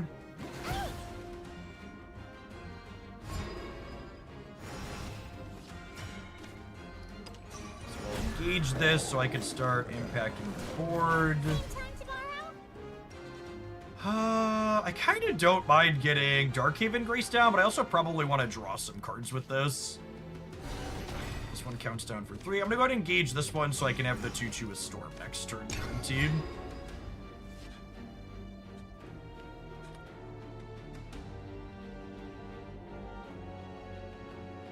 Is the story mode worth doing, or is it just videos to give some backstory? I believe there's in-game resources for the story mode.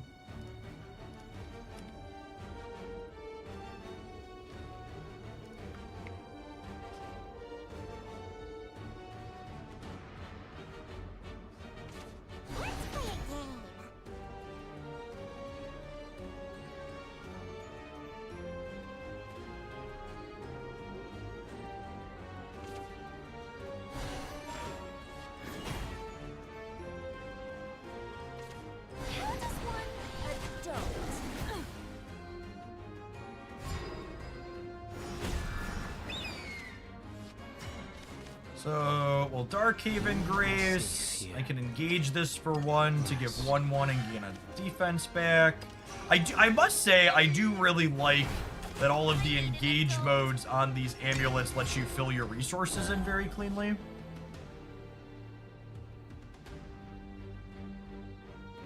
You know, with Selpha in hand, maybe I'm supposed to hit their face instead of hitting their 1/1 there. Because her Evolve's going to crack everything for 3 next turn. So I could have cleaned that out regardless.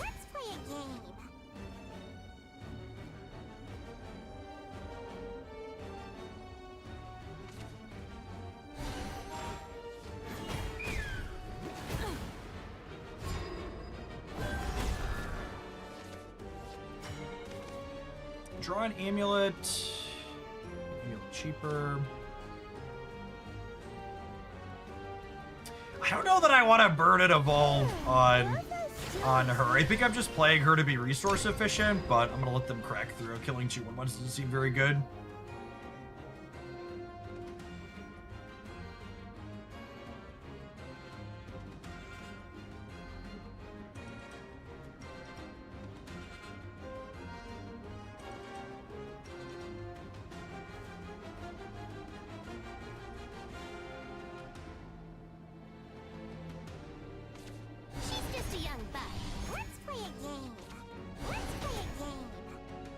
I assume they're gonna attack through my 3/3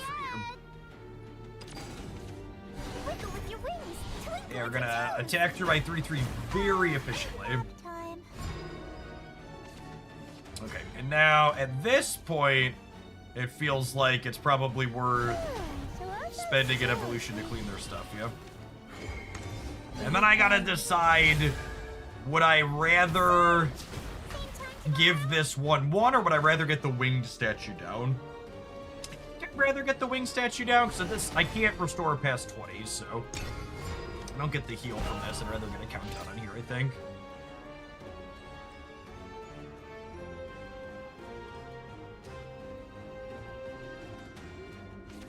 My wings shall be your deliverance. So Arya here means that their Fae can attack my base directly.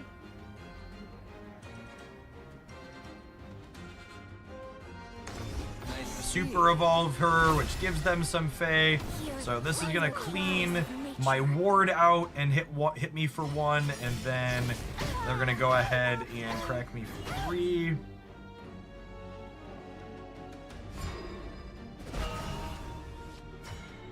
I think I'm just trading Vessel for their board.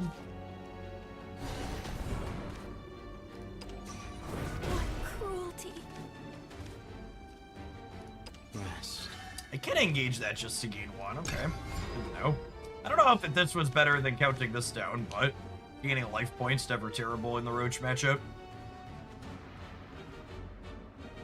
Opponent notably does not have the staff in play, so they're not drawing extra cards while we go back and forth, which is nice for us.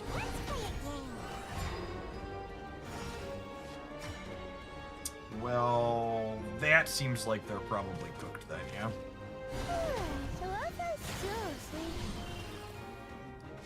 Oh, they forgot their storm hits too. I've done that before. Surge!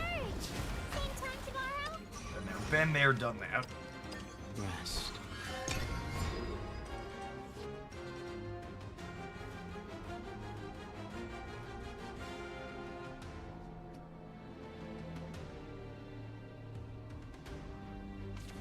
What's today's happy little surprise?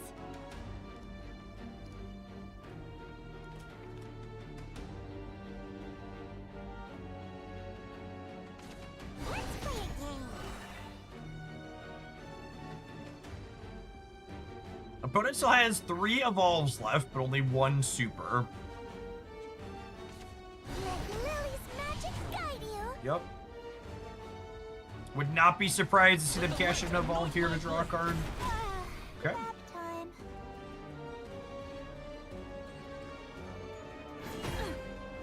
They remembered their storm this time around.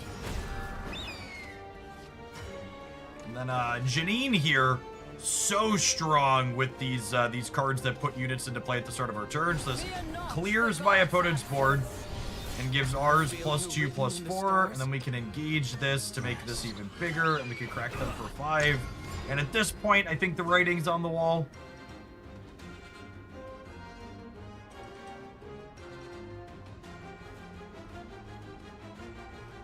They could maybe get through Janine with their super evolve or regular evolve. Walk in the light of the Oh, they have some crystal bigger retreat. cards. I wasn't expecting that.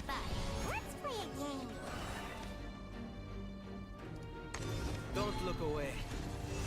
Yeah, they get to regular evolve her? Crystal Okay, is we have a game. sacred.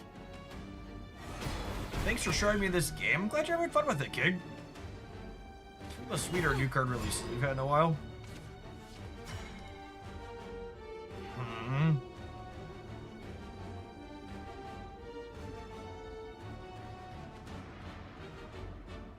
Was it an Olivia angle? I think it's an Olivia angle. Fly forth into an endless sky.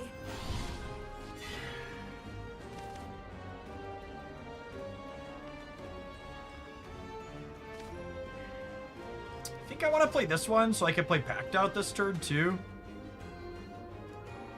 Someone needs some justice. To the face. We'll go Super Evolve you, Super Evolve you. Someone needs some justice to the face. Follow my lead. Justice The is crystal. served. Fine.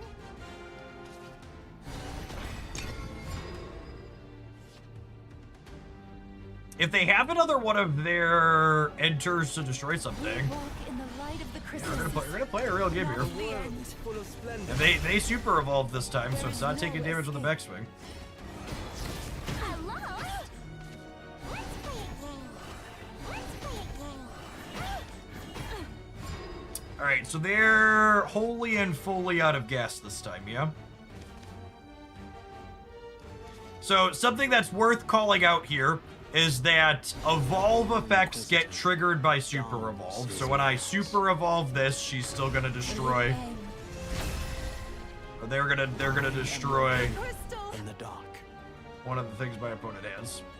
I'm gonna engage this to get something with rush. May the way be We'll go clear you, clear you. I think I just go ahead and make that bigger and heal a little bit. This one countdowns 2 and then summons a Regal Falco, which is a 4/4 with Storm. Which actually means we could just kill them next turn with this this Sacred Griffin, yeah? You're funny. Maximum hand size is 9, and if you go to draw a card but are unable to, you lose the game. So this says this gains Storm whenever you engage an amulet. Oh, we're 1 point short. be lit. So that amulet summons a thing with Storm, and then this gains Storm for the turn. So one shy here. How does one adult?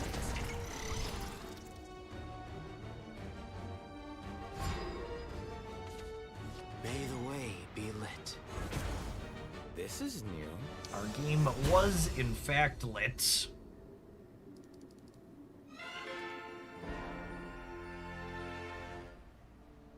All right, our Storm thing ready to close out there.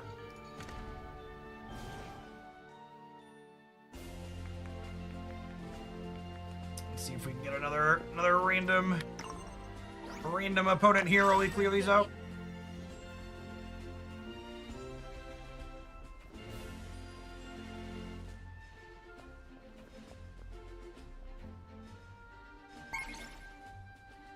Oh, it's Jace. Perfect.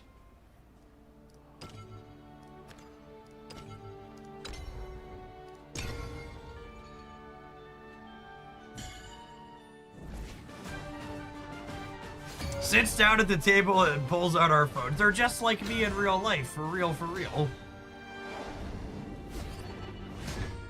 It's a game. Enjoy yourself. They're playing Portal Craft.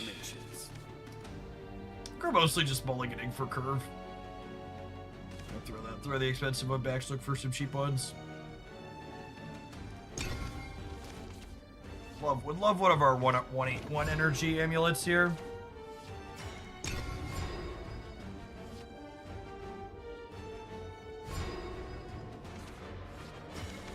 Right on time, winged statue. Welcome to the party.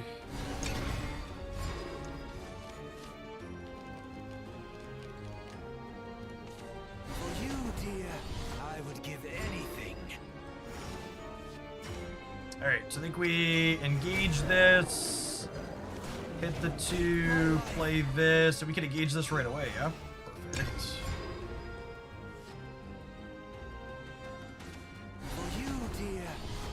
Our lion guides the puppets.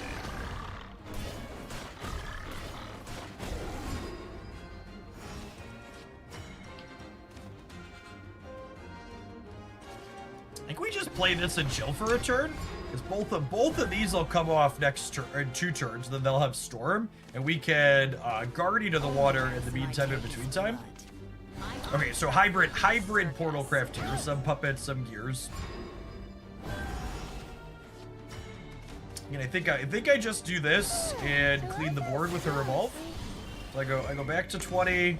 I get a 5/5 with war, and I hit everything for 3. And then next turn I've got 6 points worth of storm coming in.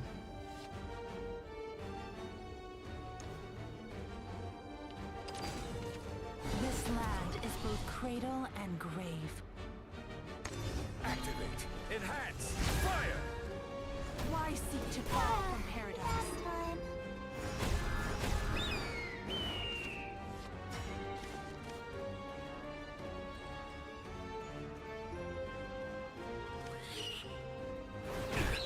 Think we're the beatdown here, Young Paragon dons which means I want to kill their stuff. Brace yourself. My star is the star of paradise. I think I avian statue as well. What's interesting about Olivia in this deck is Olivia gives you 2 points back, which lets you drop avian, which lets you trigger the engage on this and get out right away, and then you can super evolve into it. Fate is in our hands. Now they're at 6 points with a play point here now, so that means next turn is the Orcus turn.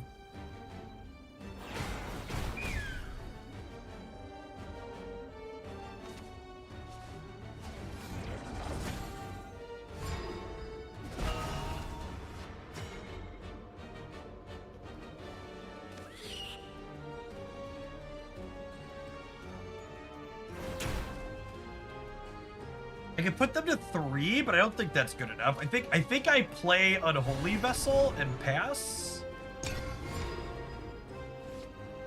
Unholy Vessel won't kill my super evolved things on my turn, right?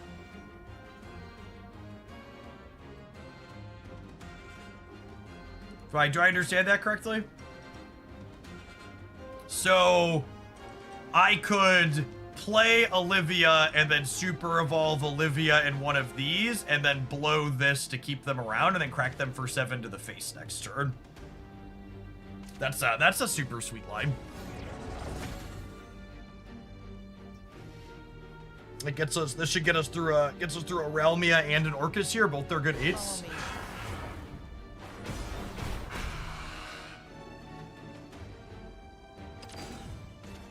I'll be your mentor. Ooh, fancy, Yuri. Okay, and now I don't even have to do that. I just get to go ahead and go, Janine, Watch the god's absence. crunch your face. I should super evolve this to put them to 1, yeah? Every time? Behold divinity.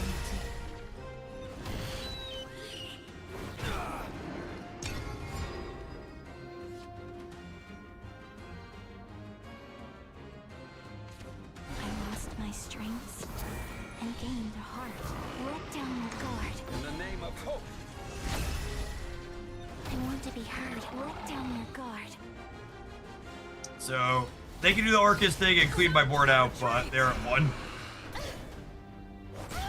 So they're this is one of those. They're actually just dead to the super evolve. Yeah.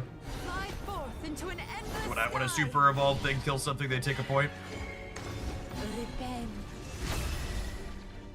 Even fate follow my lead. This loss will fuel.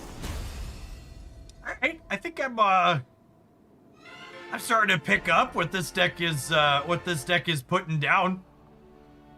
It's kinda sweet. All right, I think we need to take a pause for the cause to let some adverts roll, but we're gonna play some more with this when we get back for sure. Thanks everybody for hanging out. Don't go anywhere. I'll throw the deck list up on the screen here for us, huh? For people that would like to nut deck it.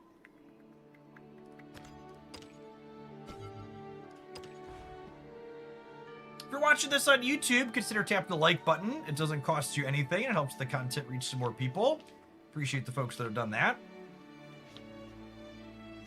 I know there were some people spectating our game. There were people hanging out that would like to play a game or two with me. I'm gonna queue for another couple of those table matches, I think, when we're done, if someone wants to try and hop in. I gotta do the park quest missions anyways.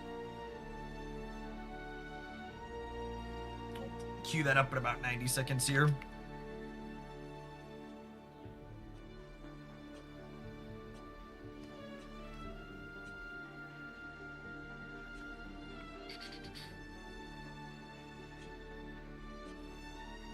Bringer of Fire, thank you for the 20 months. Really appreciate you up on that Prime. Welcome back.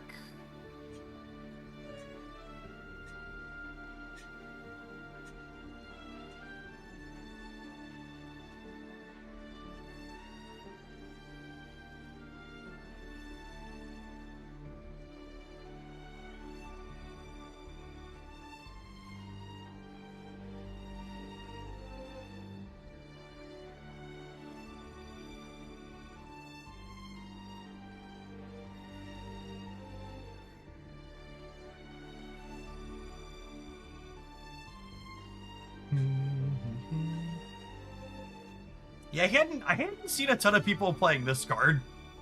I saw it on a deck list that someone had posted on social media, and I was like, huh. That seems very reasonable. I've been very whelmed by the dedicated controlling builds of Havencraft. They feel like they stabilize the board a bunch and then die anyways, so this more aggressively slanted take is very interesting.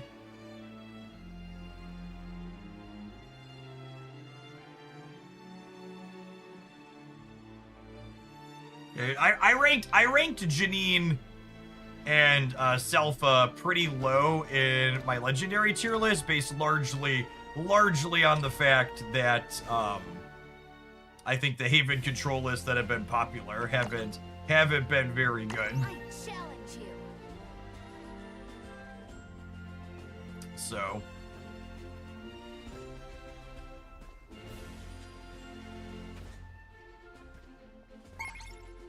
do you think free to play is possible in this game? I really don't like to comment on stuff like that because I don't free to play any of the games that I play.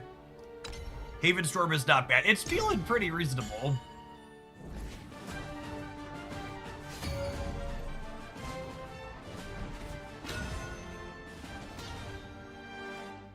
I feel relatively confident in saying Haven control seems not good, but I'm my jury is out of this one. The more I play it, the more I'm coming around to it.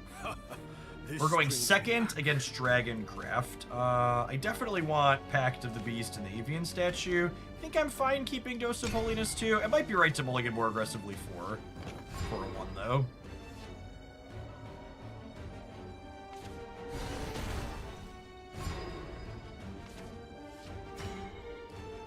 I think with double Pact of the Beast Princess, I just open. I open on those.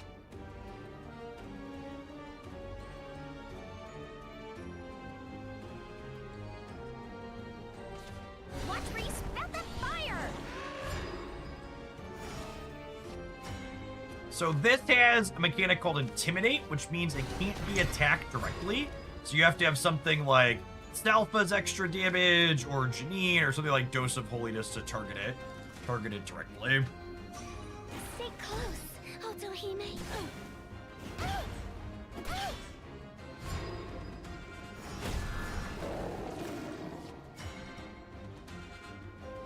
I think it's 4/4, crack the 2/2, and I think I'm gonna go ahead and dose the Intimidator here. Promise this won't hurt.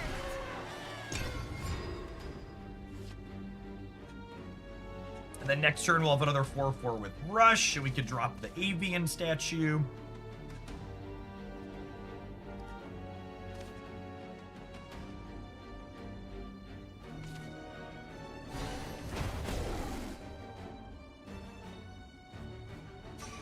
Stay close, Otohime.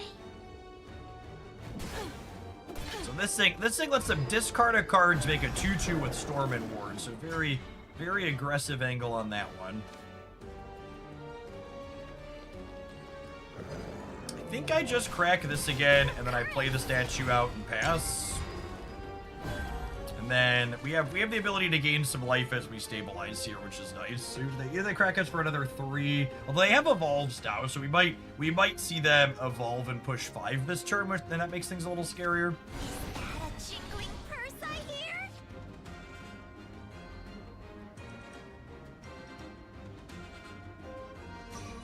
Stay close, Otohime.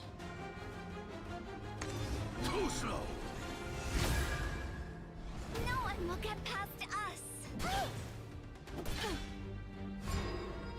Turf Doctor, thank you for the almost 4 years. Welcome back. All right, yes, I think we crunch this. Then we go Salfa, which gains us 3, and then we evolve here, which deals 3 to everything. And then we've got a 5/5 with Ward, which gives us a little bit of stabilization. And then we've got the Avian statue making a Storm thing next turn. The position my opponent's taken in this matchup definitely means we're the more controlling deck. So we can beat down with this deck like we showed against the Portalcraft deck in the previous game. But against someone who's got a really aggressive start, we're definitely the bigger, more controlling deck. Witness my kung fu. Nap time.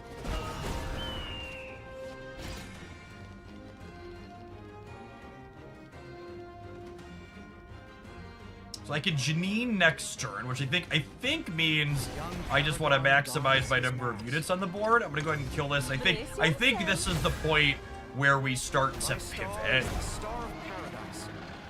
We are one and the same. We start moving from, okay, we're taking a controlling role, to, okay, we're ready to close this game out.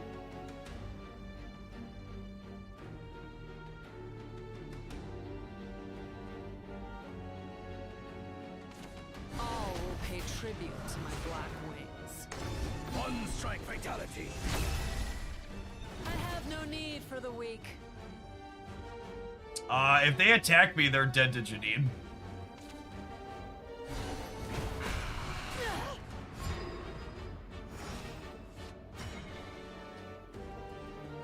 They're not quite dead to Janine anymore, right? But she has Ward, though, yeah?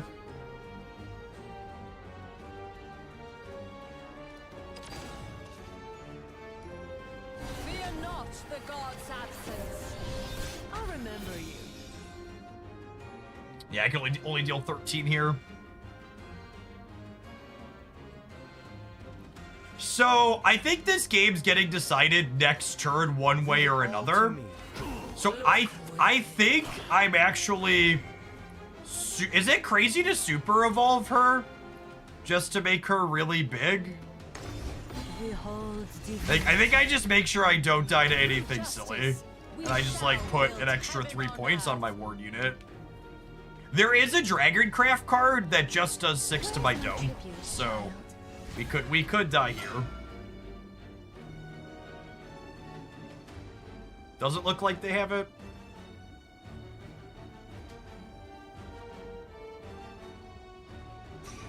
Stay close, Otohime. Too slow. For Otohime. Close game. That's right. So her having ward means they have to attack her. The retreat.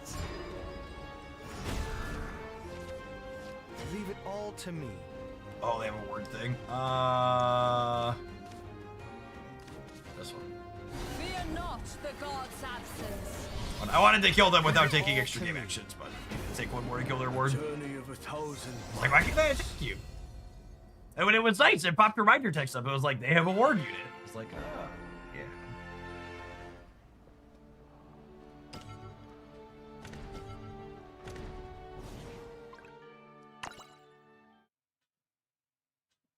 All right, I feel like I have enough of a grip with this that we can go get trashed inside of ranked. Oh, that's weird. It kicked us back to the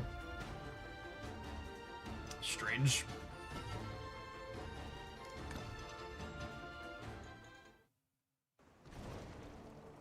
All right.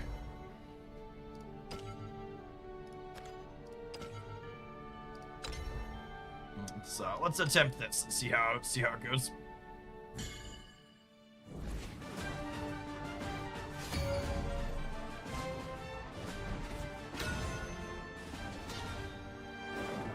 I'm gonna limit myself to only giving this lecture once per stream. Enjoy yourself. But I really can't emphasize enough that allowing players to vial any card in this game is an incredible mistake, and there's a reason why the developers explicitly got rid of that. While people who are super invested enough to be watching content like this, will likely make good decisions being able to vial any card, the reality is, a majority of people in games like this, when they are allowed to vial any card, are going to make incredibly bad decisions and destroy their entire collection over and over again trying to find a deck, and eventually just get to a point where they have nothing left and stop playing the game. So, the reason why this version of the game doesn't have the ability to vial any card is because it burns your player base out at an incredible rate and causes people to drop the game. The Hearthstone devs, for reference, the ones that originated the whole dusting system, they're on record saying that that's one of their biggest regrets, is letting people destroy any card that they want. Basically, every modern digital card game no longer lets you destroy any card at any point, because it's just really bad for the players in the game. All right, what am I doing? Am I blowing this up? I don't think I want to burn an Evo that early. I think I'm playing the statue. Slow.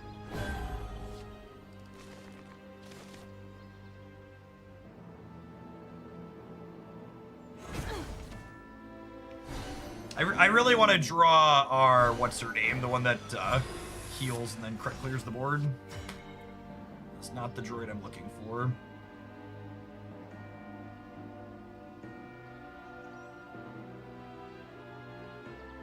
I think I need to burn an Evo now. The young Paragon dons his mask. Yeah, Selphea is the one I wanted here. My star is the star of paradise. I'm gonna go ahead and I think I want to gain a life here. I think that has value keeping my life total high. And then I think I'm gonna go ahead and pack to the Beast Princess here.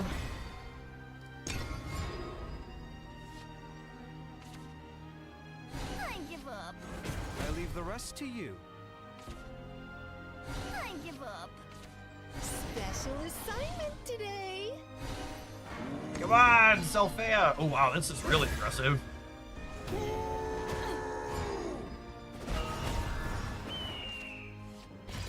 Still no Selphia.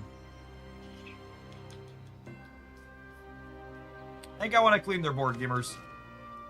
I think it's this. Into evolve, kill this. Into engage this, make a 4/4. Into engage this, make my storm attacker bigger. This clears this, this clears this hits their face for 5. I'm gonna go ahead and play Winged Statue and engage that one.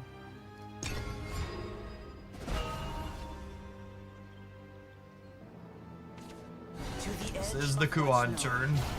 Get lost. You're done. Crawl like the vermin you are. I leave the rest to you.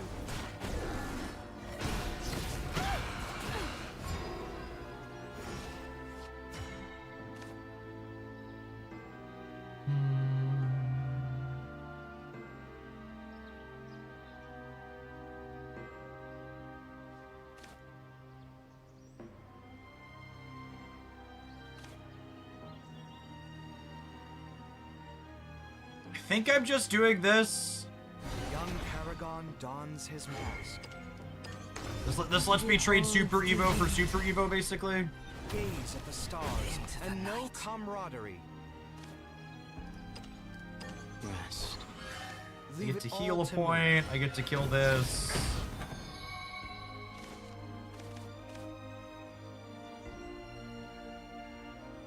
I think I'm playing this too. Someone needs some justice. To the face. That's nice. And then next turn I have 9, and I can engage this plus play Sacred Griffin if I want. The spark of knowledge. Them not having a follow-up Kuon here is a big deal. I leave the rest to you. I lost.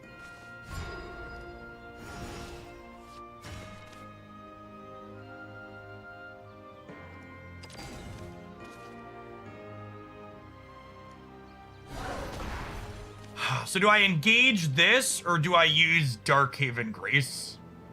I think I actually just use Darkhaven Grace now, because it heals me. It's only 1 less damage, and it heals me. This gains Storm when I engage an Amulet, which means I can hit their face directly with it. That's a big Stormy Blast. May wings be at your back. May wings be at your back. Alright, and I mean, and there's a dimensional to reset, but they traded 6 cards for 5. My opponent actually went down cards in hand with this dimensional.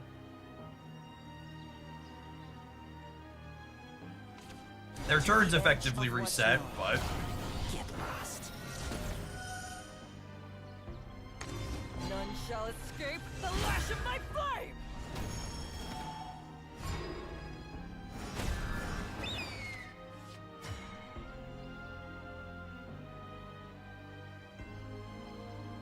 So if I super evolve Selpha, I clean their board, and I can hit their face as well, yeah? I'm kind of sad if they have 3rd Kuon,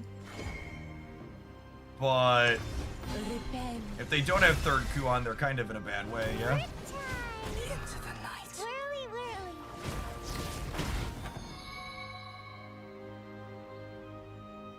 And then what am I doing here in terms of pushing damage? I can play and crack this in the same turn, paying 6 for a 4/4 with Storm. So I think I'm inclined to give this an extra point this turn and hit them. And then we'll play Pact of the Beast Princess, and I'll engage this one with my last energy. Playing Kuon onto an empty board implies they have a 3rd one. Yeah, I agree. It could be that. Yeah, fuck. The 5-fold path. Out of my way.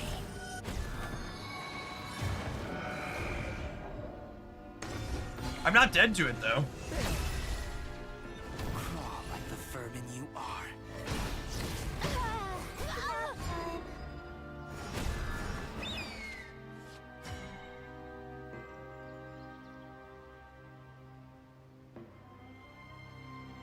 I'm dead next turn though, yeah.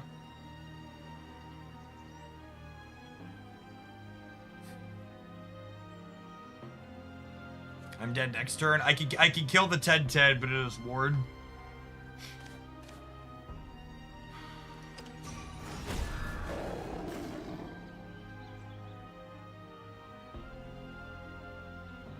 And the 6/6 just kills me.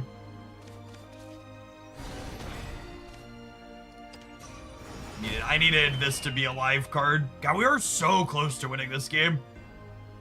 Through 3 copies of Kuon.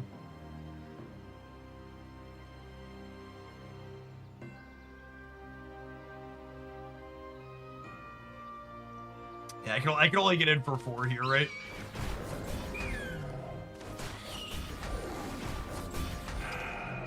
Rest. And I can only get as high as 5.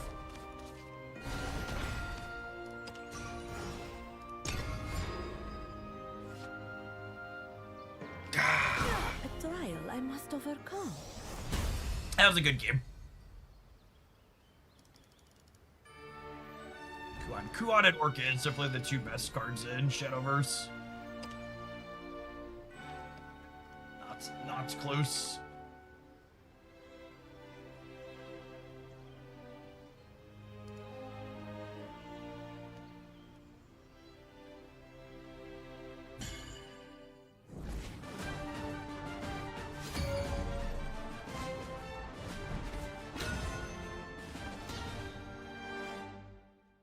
Alright, going first against Sword is ideal.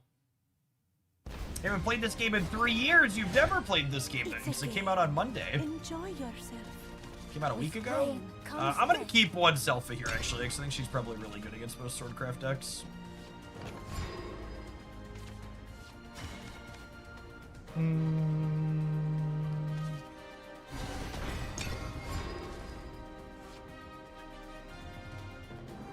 Wish Earth Sigils were a little better. My longest win streak in this game is currently with an Earth Sigil deck. We'll be highlight with that one up probably tomorrow, I think, on the YouTube channel.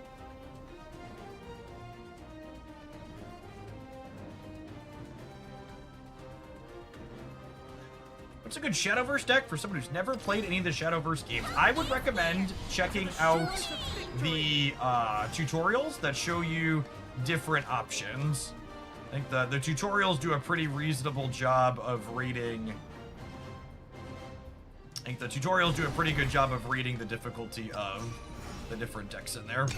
You know, maybe I should have played the Wing Statue on one instead of the Serene Sanctuary.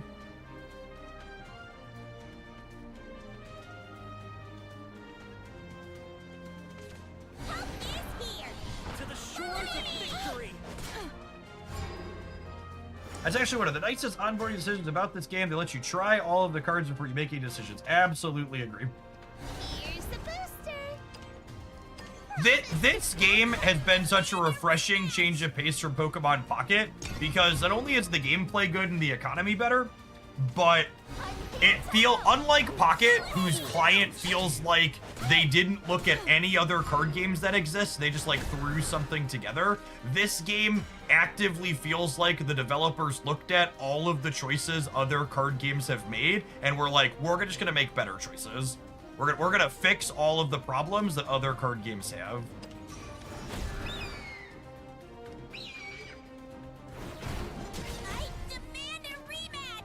Feels like they've done a real good job of that. Okay, so I have a choice here to make. Do I want to get Darkhaven, Grace down to gain a life, basically? Or I'm gonna play this, but the question is, do I want to gain 1 with this, or do I want to get Sanctuary going sooner? That 1 point could matter, but I'm gonna greed and get the draw card down.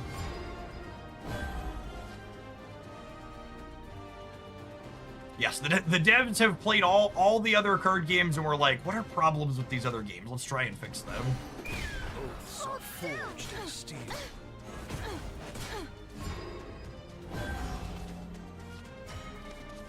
Alright, so we get you, I gain 3, we evolve you, we nuke the board. Bye, friends. My oath is fulfilled. The Lord Commander dons her mask. Repent. Reason. To the shores of victory. How do we feel about running back the sweep your board?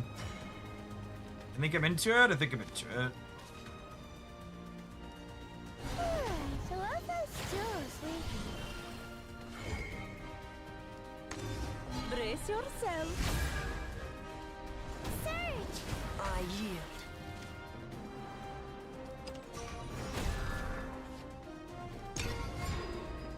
Yes, Pocket does not need to implement any good features or add quality of life stuff because they're a Pokemon game and they're gonna make money regardless.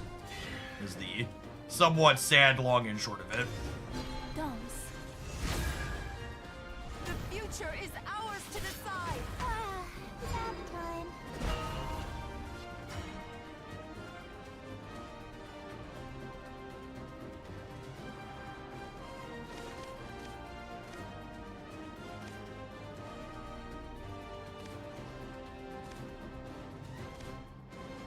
Oh, I don't think I can leave this 6-1 in play. Oh, I'd have to super evolve something.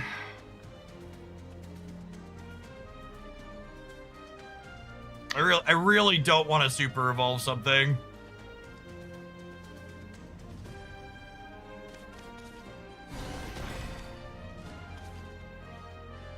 I don't think I could just sit here and take 6 to the face because I'm through most of my healing. Being the first to burn your super evolve usually means you're in a bad spot. This is not the end. This might be a game losing play. It might be right to just take 6 to the dome.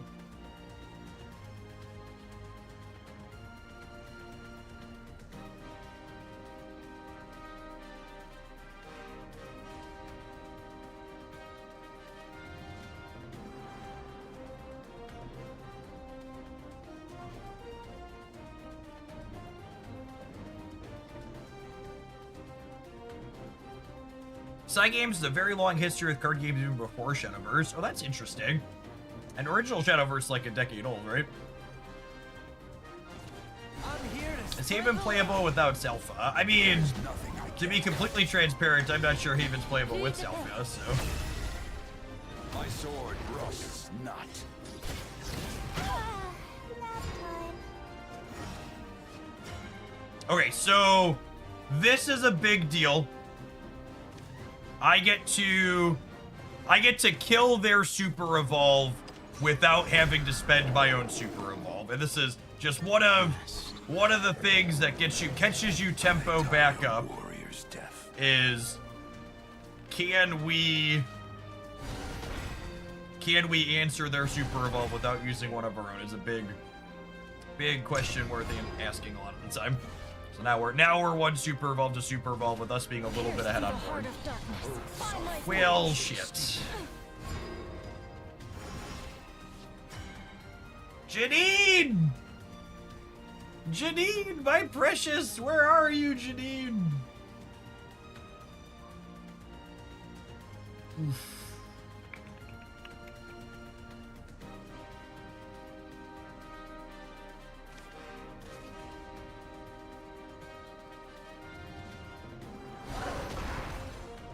All of my copies of Janine are hiding. My oath is fulfilled. My oath is fulfilled. Three Janines and 23 cards. There is nothing I can't cut. Oh, I forgot he was coming back. Always forget he's coming back. I die a warrior's death. Heaven's wrath will fall heavy on your That lethal? I think that's lethal. Blade. Oh yeah, super cooked. The hour of reckoning approaches. A trial I must overcome. There aren't a ton of games in this game where I feel like there was nothing I could do and died, but that game was definitely one of them. Which often probably means our deck's not good enough. I just want one more going ranked here.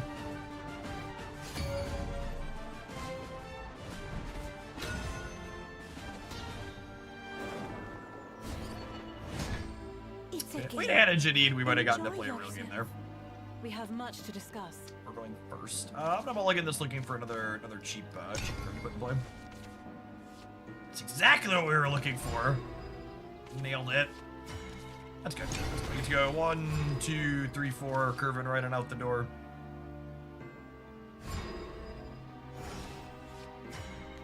I think I want the Lionheart here. Dons his mask. Just to start attacking while we're going first. The Portalcraft deck's Only right. ransom I take is blood.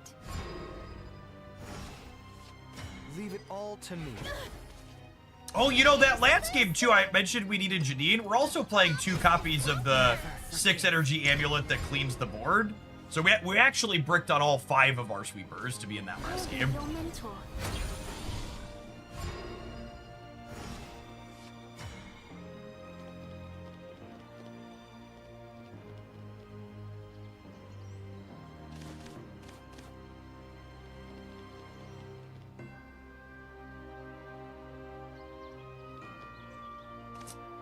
She's gonna eat my Lionheart ward. Leave it all to me. Do I stature or do I get my card draw going? No, I'm not gonna be able to run them down. I'm gonna draw some cards. Eventually.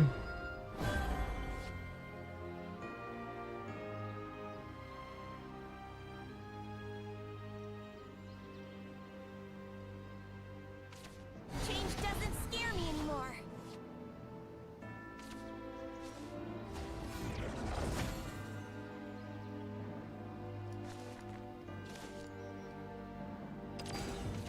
For you, dear, I would give anything. Trajectory calculated. Just loving someone won't keep them safe. All right, I have some regrets about the Sapphire Mulligans.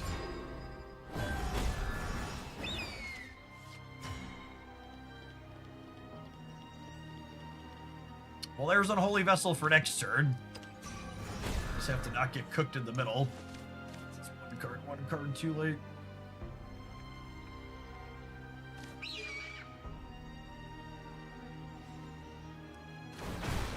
Take my life. This is a big hit. The curious artificer dons their mask.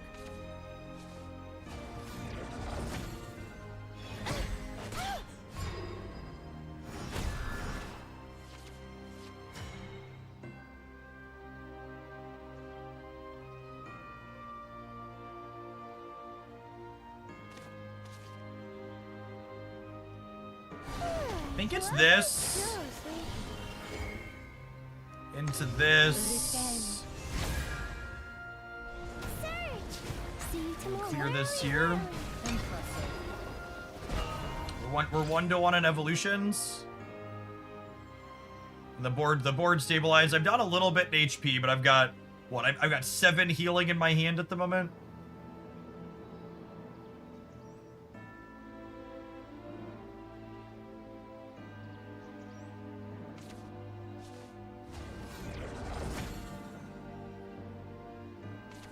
The curious artificer dons their mask.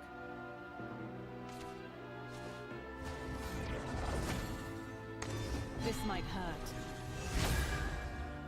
Possibility.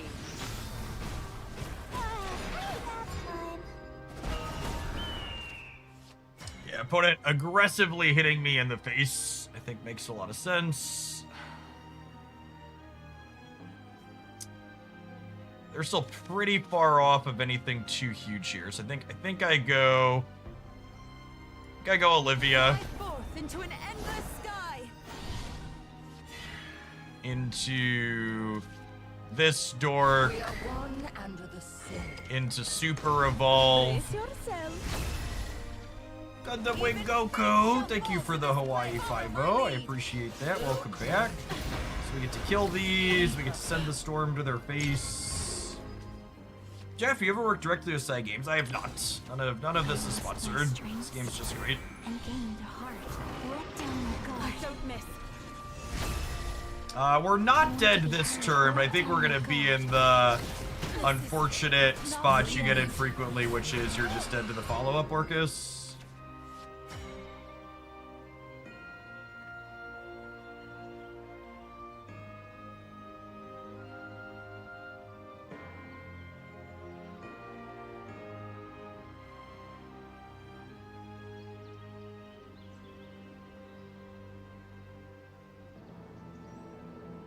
I can Selpha up to 11, which I think keeps me alive, yeah, through the follow-up Orcus. Because I evolve here, which does 3, and then she trades into the super evolved Orcus.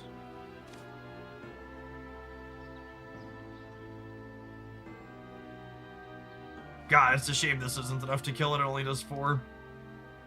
Would have loved to keep this alive. They just don't have any other option, right? Someone needs some justice. To the face. Some justice to the face.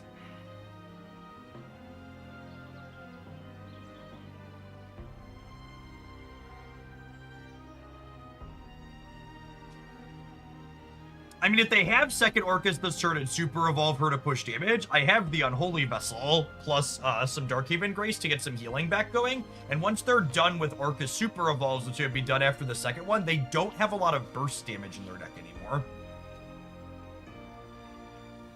Oh, you know what? I haven't been counting. Do they have enough to make the Omega bot? We're dead to Omega. Oh wait, no, they don't have energy for Omega. They're still 2 turns off of that. And their bonus play point is done. Okay, yeah, I have some breathing room. Even if they have enough for the Omega bot, I have breathing room. My strengths and gained a heart. Let down your guard. Trajectory calculated. I want to be heard. Let down your guard. I lost.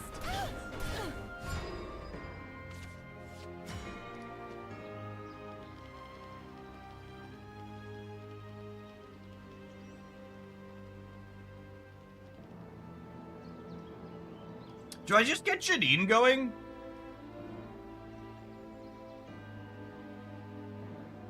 Is it crazy to just Janine super evolve?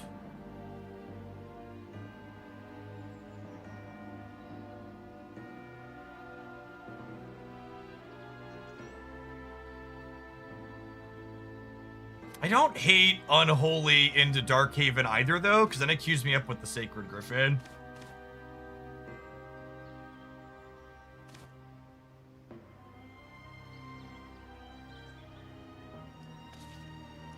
Need to heal, but I mean, getting a ward thing down is kind of like healing. We're safe here. Rest. Oh, we're in beta range.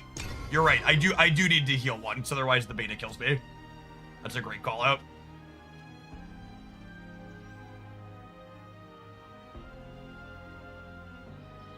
You know they have a beta from earlier.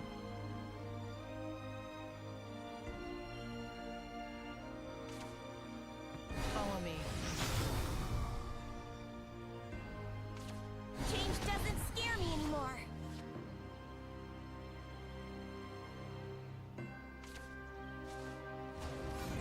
Does that mean we're cooked? I think that means we're cooked.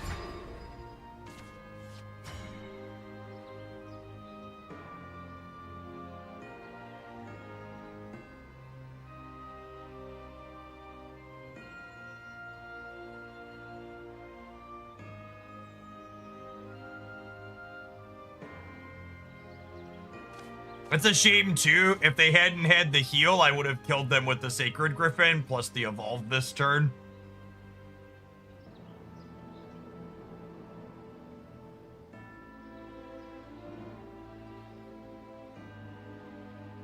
I can't get a big enough ward down to not die to the Omega, and also I can't get a big enough ward down to not die to the Omega and heal enough to not die to the Beta.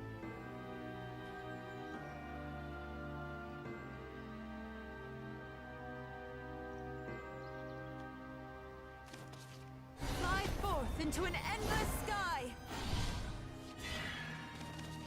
The young Paragon dons his mask. Repent. Even follow my lead. stronger? You are safe. Oh, it didn't use my thing. I clicked and clicked. That's fine. We're done.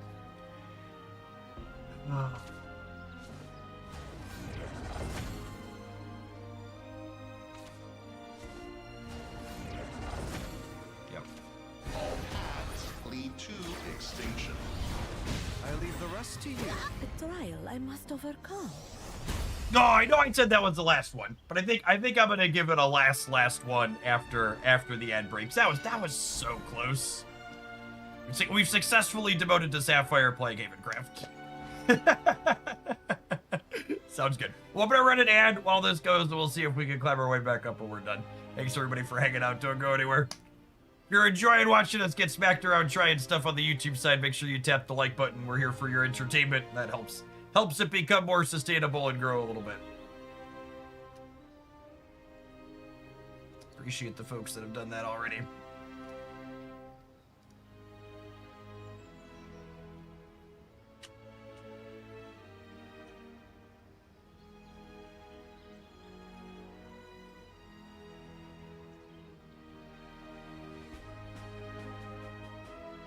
We know what the win rates in each groups are. No idea.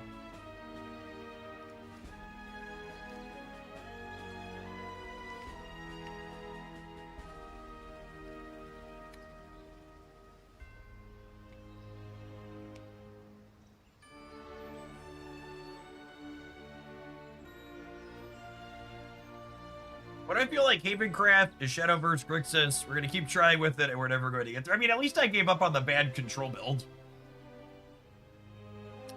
to set a low bar. I kind of feel like I want another good cheap 2. Is it just Ruby? This card's been pretty schmedium. I feel like I want another good proactive 2. Whenever an allied follower with ward is destroyed, give this follower 1/1. It's very good.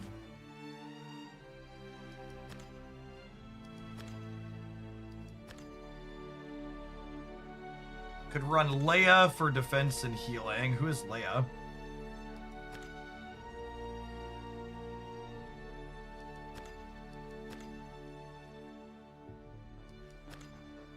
Oh, you're saying the bell ringer. No, I don't think I want card churn. I think I want the ability to attack my opponent. I think Cherub to smooth my draw sounds good. Dude, I'm gonna do that.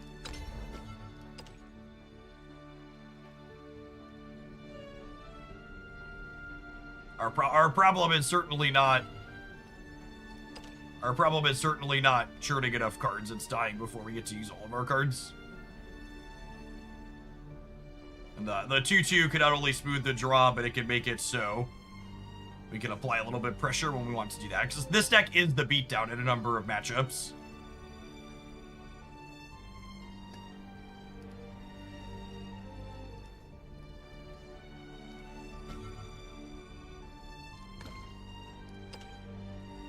Yeah, sometimes when matchmaking bugs like that, you need to cancel it and restart it. It's weird. Weird champ. Alright, game, what's going on? What's going on? Come on. The game is trying to save me from myself. It's like, Jeff, are you sure you want to keep playing the deck you devoted with?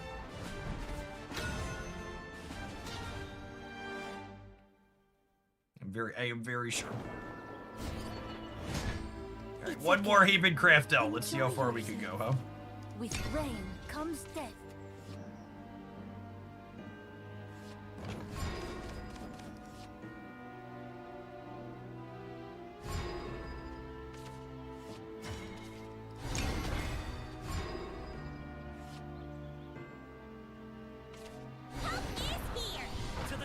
I don't know how, team, but I'm 4-0 against Portalcraft with Abyss. I think the Abyss aggressive deck is very good. I think it frequently runs Portal over before they can get going.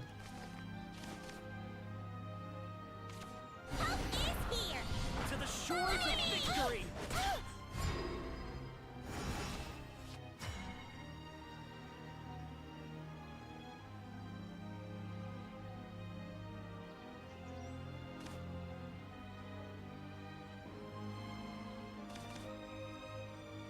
If I engage this and then play this, and then next turn we just plan to Salpha clear.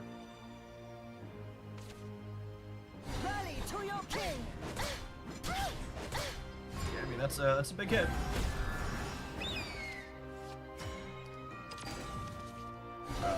This still cleans them out, yeah. I'm up to 13. I have a ward. I can hit them for 2. This is a really clean open.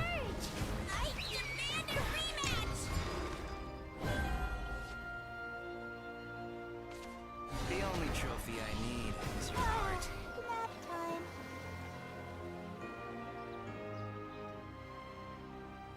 So they can evolve this to eat this. Is that a jingling purse I hear?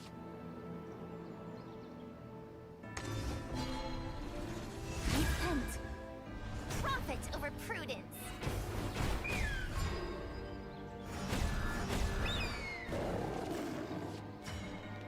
Was that a good draw, gamers? What do we think? Above average, mayhaps? Brace yourself. I'm technically down in evolution, but I'm pretty far up on board at the moment. Says local man about to be savaged. Up on board is a very temporary thing in this game. Easy come, easy go for sure. Father, give me strength. Nap time.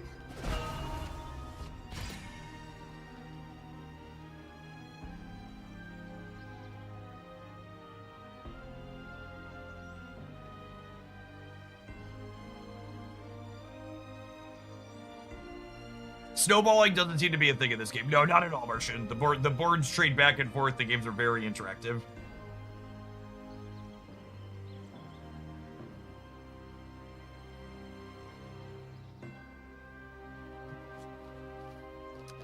I'm killing the 6-1. The question is how.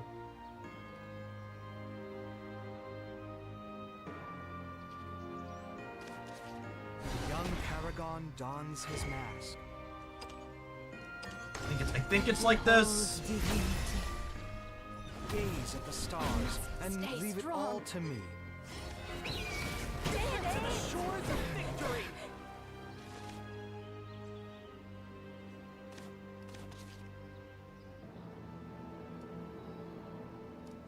Is that a jingling purse I hear? We are one and the same. So my board's full, and I get to Gene next turn. Fly forth into an endless sky. Most who take the high road wind up. My board's about to be less full, but still relatively stacked. Even fate shall fall to this blade.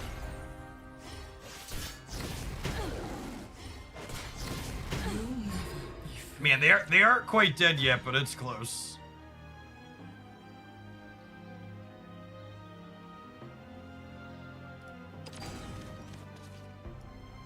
Fear not the god's absence.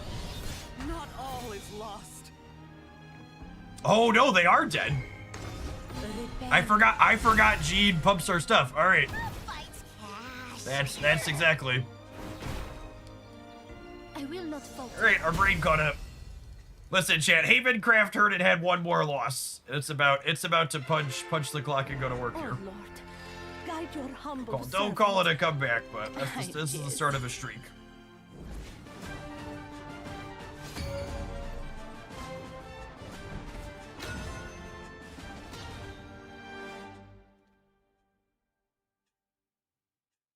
Immediately rewarded for putting another 2-2 in our deck button. We don't win that game without that 2-2. Medium rare or well done. I can see keeping the dose of holiness here.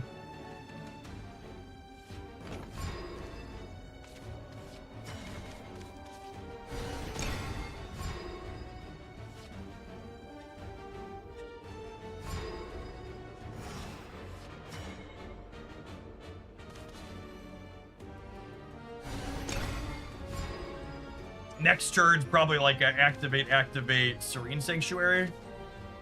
Whoa, they did nothing? That's so good for us. Okay, well, with that in mind, I think it's activate your move.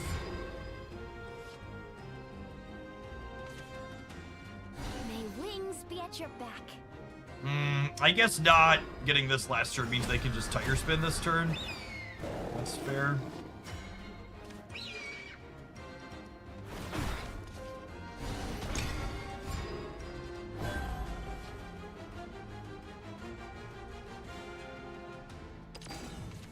Ready, Grant? Right behind you, man. Yeah, I should have engaged this the previous turn, letting them take a turn. Defeat That turn is off not was an not option. good. Should have punished them for doing that.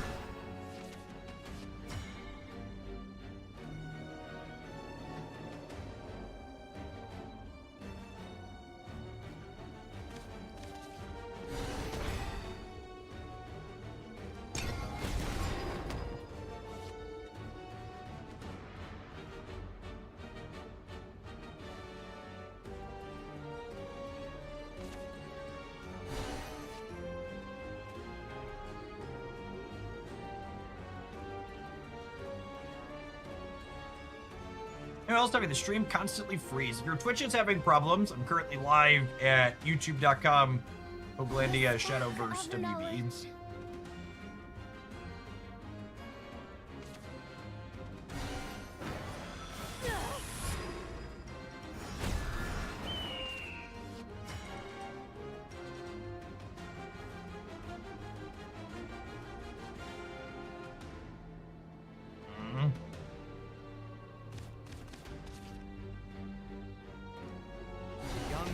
Gets this.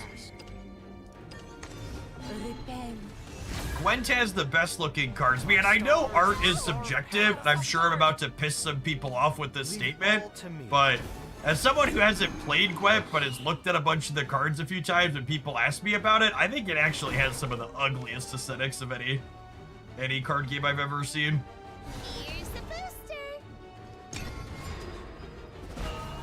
Super subjective. Enjoy what you enjoy, but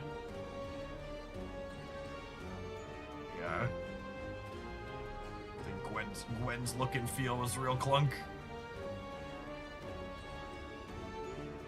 I think this game's animation stuff actually are better than superior to Runeterra.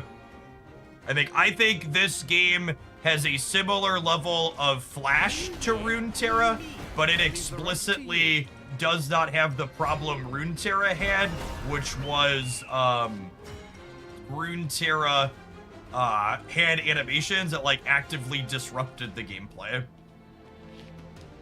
There were too many moments where you're like, can you please just stop playing the animation and let me play the game?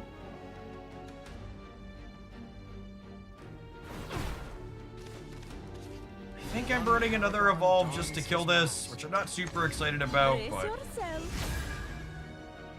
My star is the star of paradise. we're in Kuon range at this point. But I guess I have Janine to counterplay back into that.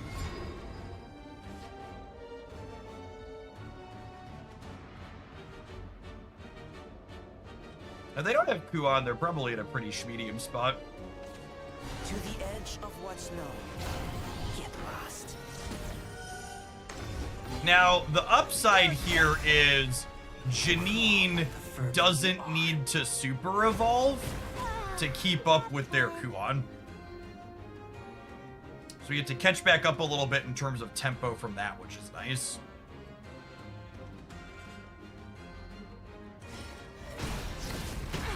And then how greedy are they with this? Do they kill my 4-4 or do they hit me in the face? Because this has Storm, so it can eat my 4-4, but it could also put me to 12. I think I want them to put me to 12 here, because then Janine really punishes them.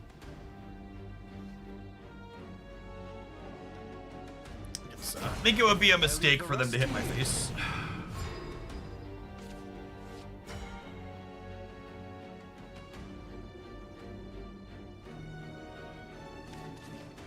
Fear not the god's absence. Into the night.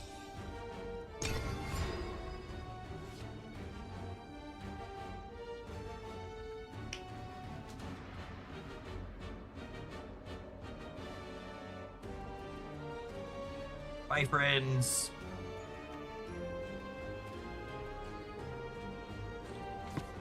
She's definitely the best thing about this class. Figuring out how to make the rest of it workable so you can play Janine is definitely the what you want to be doing. I don't know what the answer is. If they don't have a dimensional ready to go, they're probably cooked. And like if they dimensional here, they're throwing back a similar number of cards. This released 9 days ago. I've been loving it since. It's been a ton of fun. Been playing it for 2 to 3 hours to start the streams in the morning. All right, now if they have Dimensional Storm, it's a little scary because they got some pressure on the board. The lash of my flame! This next one's for extra credit. Sound the retreat!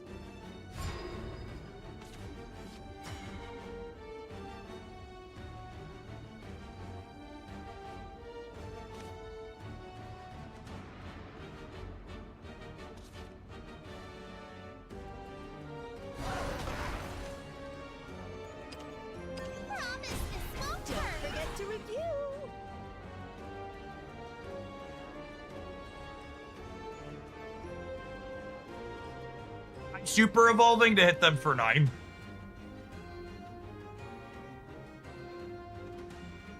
I'm up 2 super evolves to 1. I feel like I am. I feel like I am.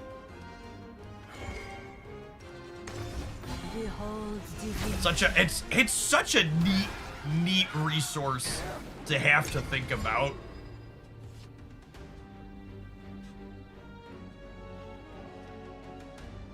The evolution mechanic is so fantastic from both pacing of the gameplay perspective and a resource min-max perspective. I really love it. Open thine eyes, traitor. On to the next round.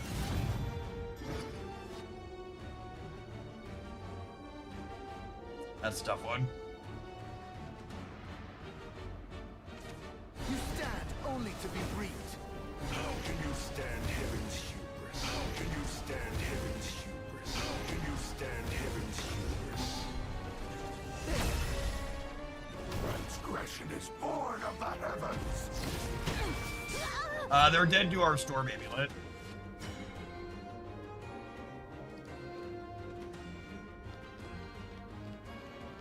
If we would have drawn the engage one to make a 4/4 storm, we would have gotten him. We're not just dead yet here, though, right?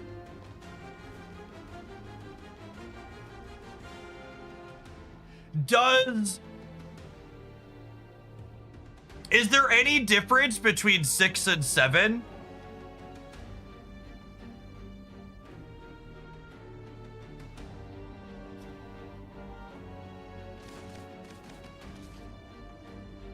They have a deal 6? The problem is if I use this, I can't use this. And I need this to be able to kill them with the Griffin next turn. I think I just hope they don't have the kill me from 6 card. Yeah! Pucker up, Buttercup! Yeah! Oh! Whoo, baby! I'd like to dedicate this game to everybody that told me Dimensional Storm needed to be S tier. I really can't tell you how many games I've played like that one, where my opponent Dimensional Storms and then I kill them after. Like, it's a good card, don't get me wrong. I'm not gonna tell you it's bad, but like, it's not you lose the game when they play it. It's just a good card. It's not a busted card. It's a game. Enjoy yourself. With rain comes death. Their sword. We're going second. I kind of like this hand. I'll mulligan the statue. I don't want that against what's probably an aggro deck.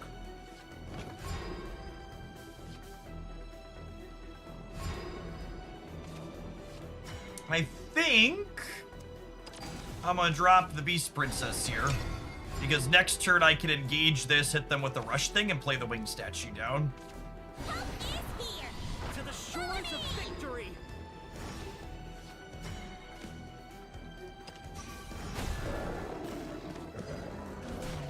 I demand a rematch.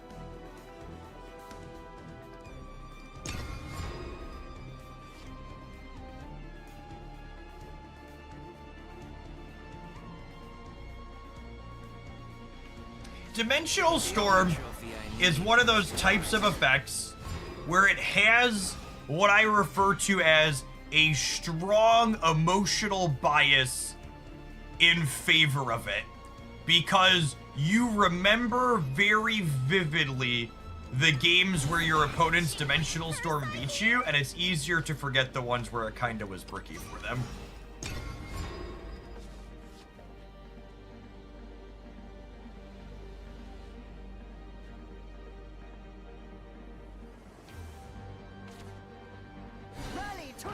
A lot of friends. Oh my goodness, them killing my 2/2 is so good for me.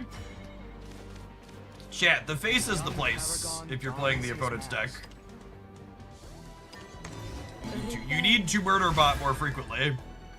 My star is the star. Leave it all to me.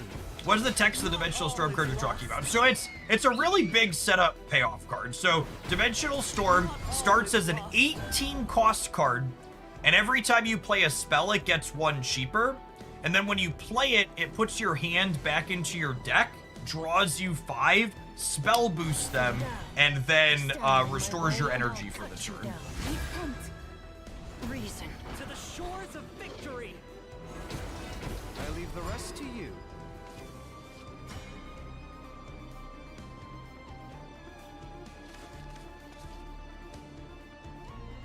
Why is everyone so hostile?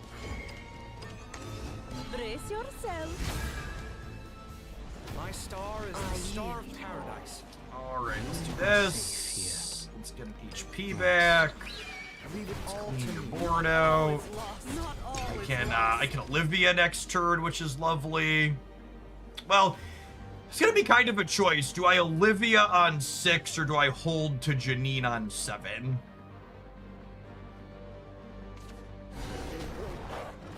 I leave the rest to you. Those are scary dogs. I get to Janine on 7 angle, chat. You are safe here. Yes. Well, it's a little scary, but I think this is correct.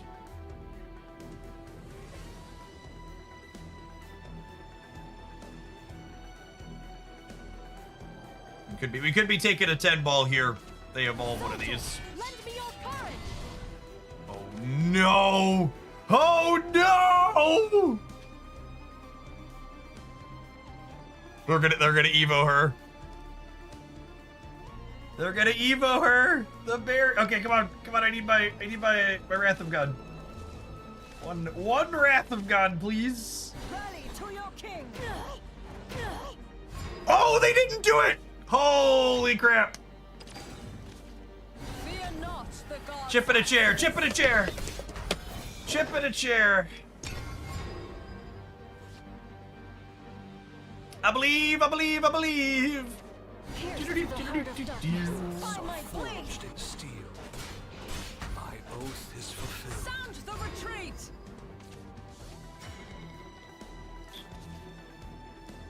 We're not out of the woods yet, keepers.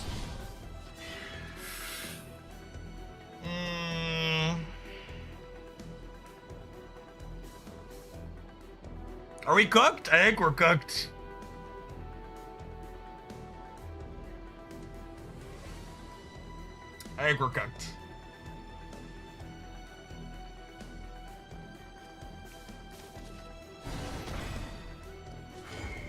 We just died at Owlbear. Yes, obviously.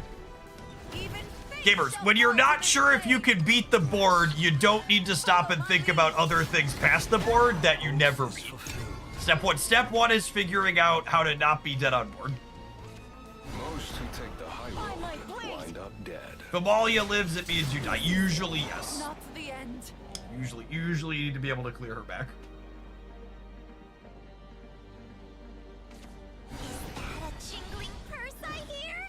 By my blade! Help is here! To the By shores my of blade! Follow me!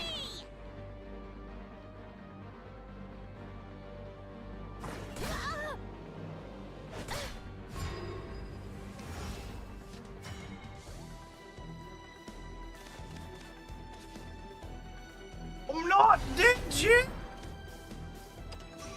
Is this to be my legacy? Rest. Rest. And dead to a stiff Swordcraft breeze. Not dead on board. Heavy on your heads. A trial I must overcome. Alright. I don't usually end a deck on a loss, but I feel like I'm gonna end this one on a loss. We played this one for a long while. It was amusing, but I think I mostly solidified my opinion today that Havencraft is not particularly good. I will say this felt like the least bad Havencraft deck that I've played. I think having the ability to be proactive with the storm cards, specifically Avian Statue, let us steal victory from the jaws of defeat in a few spots. But in general, I felt like our interaction and closing power combination was just not quite there. Yeah, this Janine is definitely one of the best things about this these cards, and honestly, she's good with that storm card I just called out, right? 'Cause, like, he'll come off of suspend or whatever it's called, and then she'll come in, she'll clear their board, she'll power it up, and then she'll hit them in the face. So I like her, and she's a card. Janine and Cerberus, I think, are the two cards in Shadowverse right now that I think just have the most possibility for upward mobility. Which is to say, they're generically extremely powerful cards in a vacuum.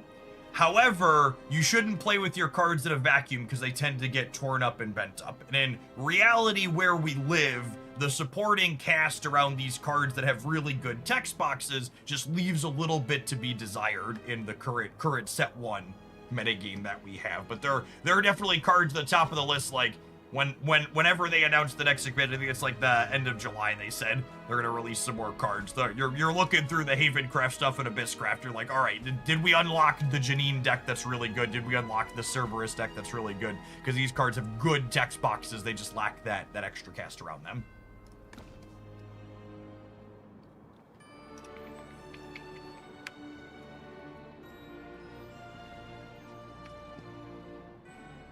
All right. I'm going to call it a wrap on Shadowverse for today. We've been live for about 3 hours. Like, that's my goal. We're going to do about 3 hours of Shadowverse to start the streams in the morning. We are going to kick on over to doing some schnappalapping.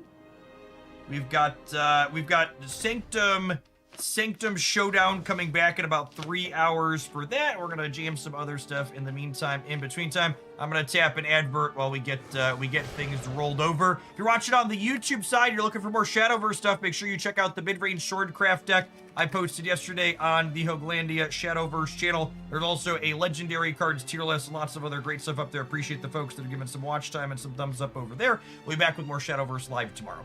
If you want to continue watching my live stream on the YouTube side, we'll move it over to the Jeff Hoagland YouTube channel for the Marvel Stat portion, as always.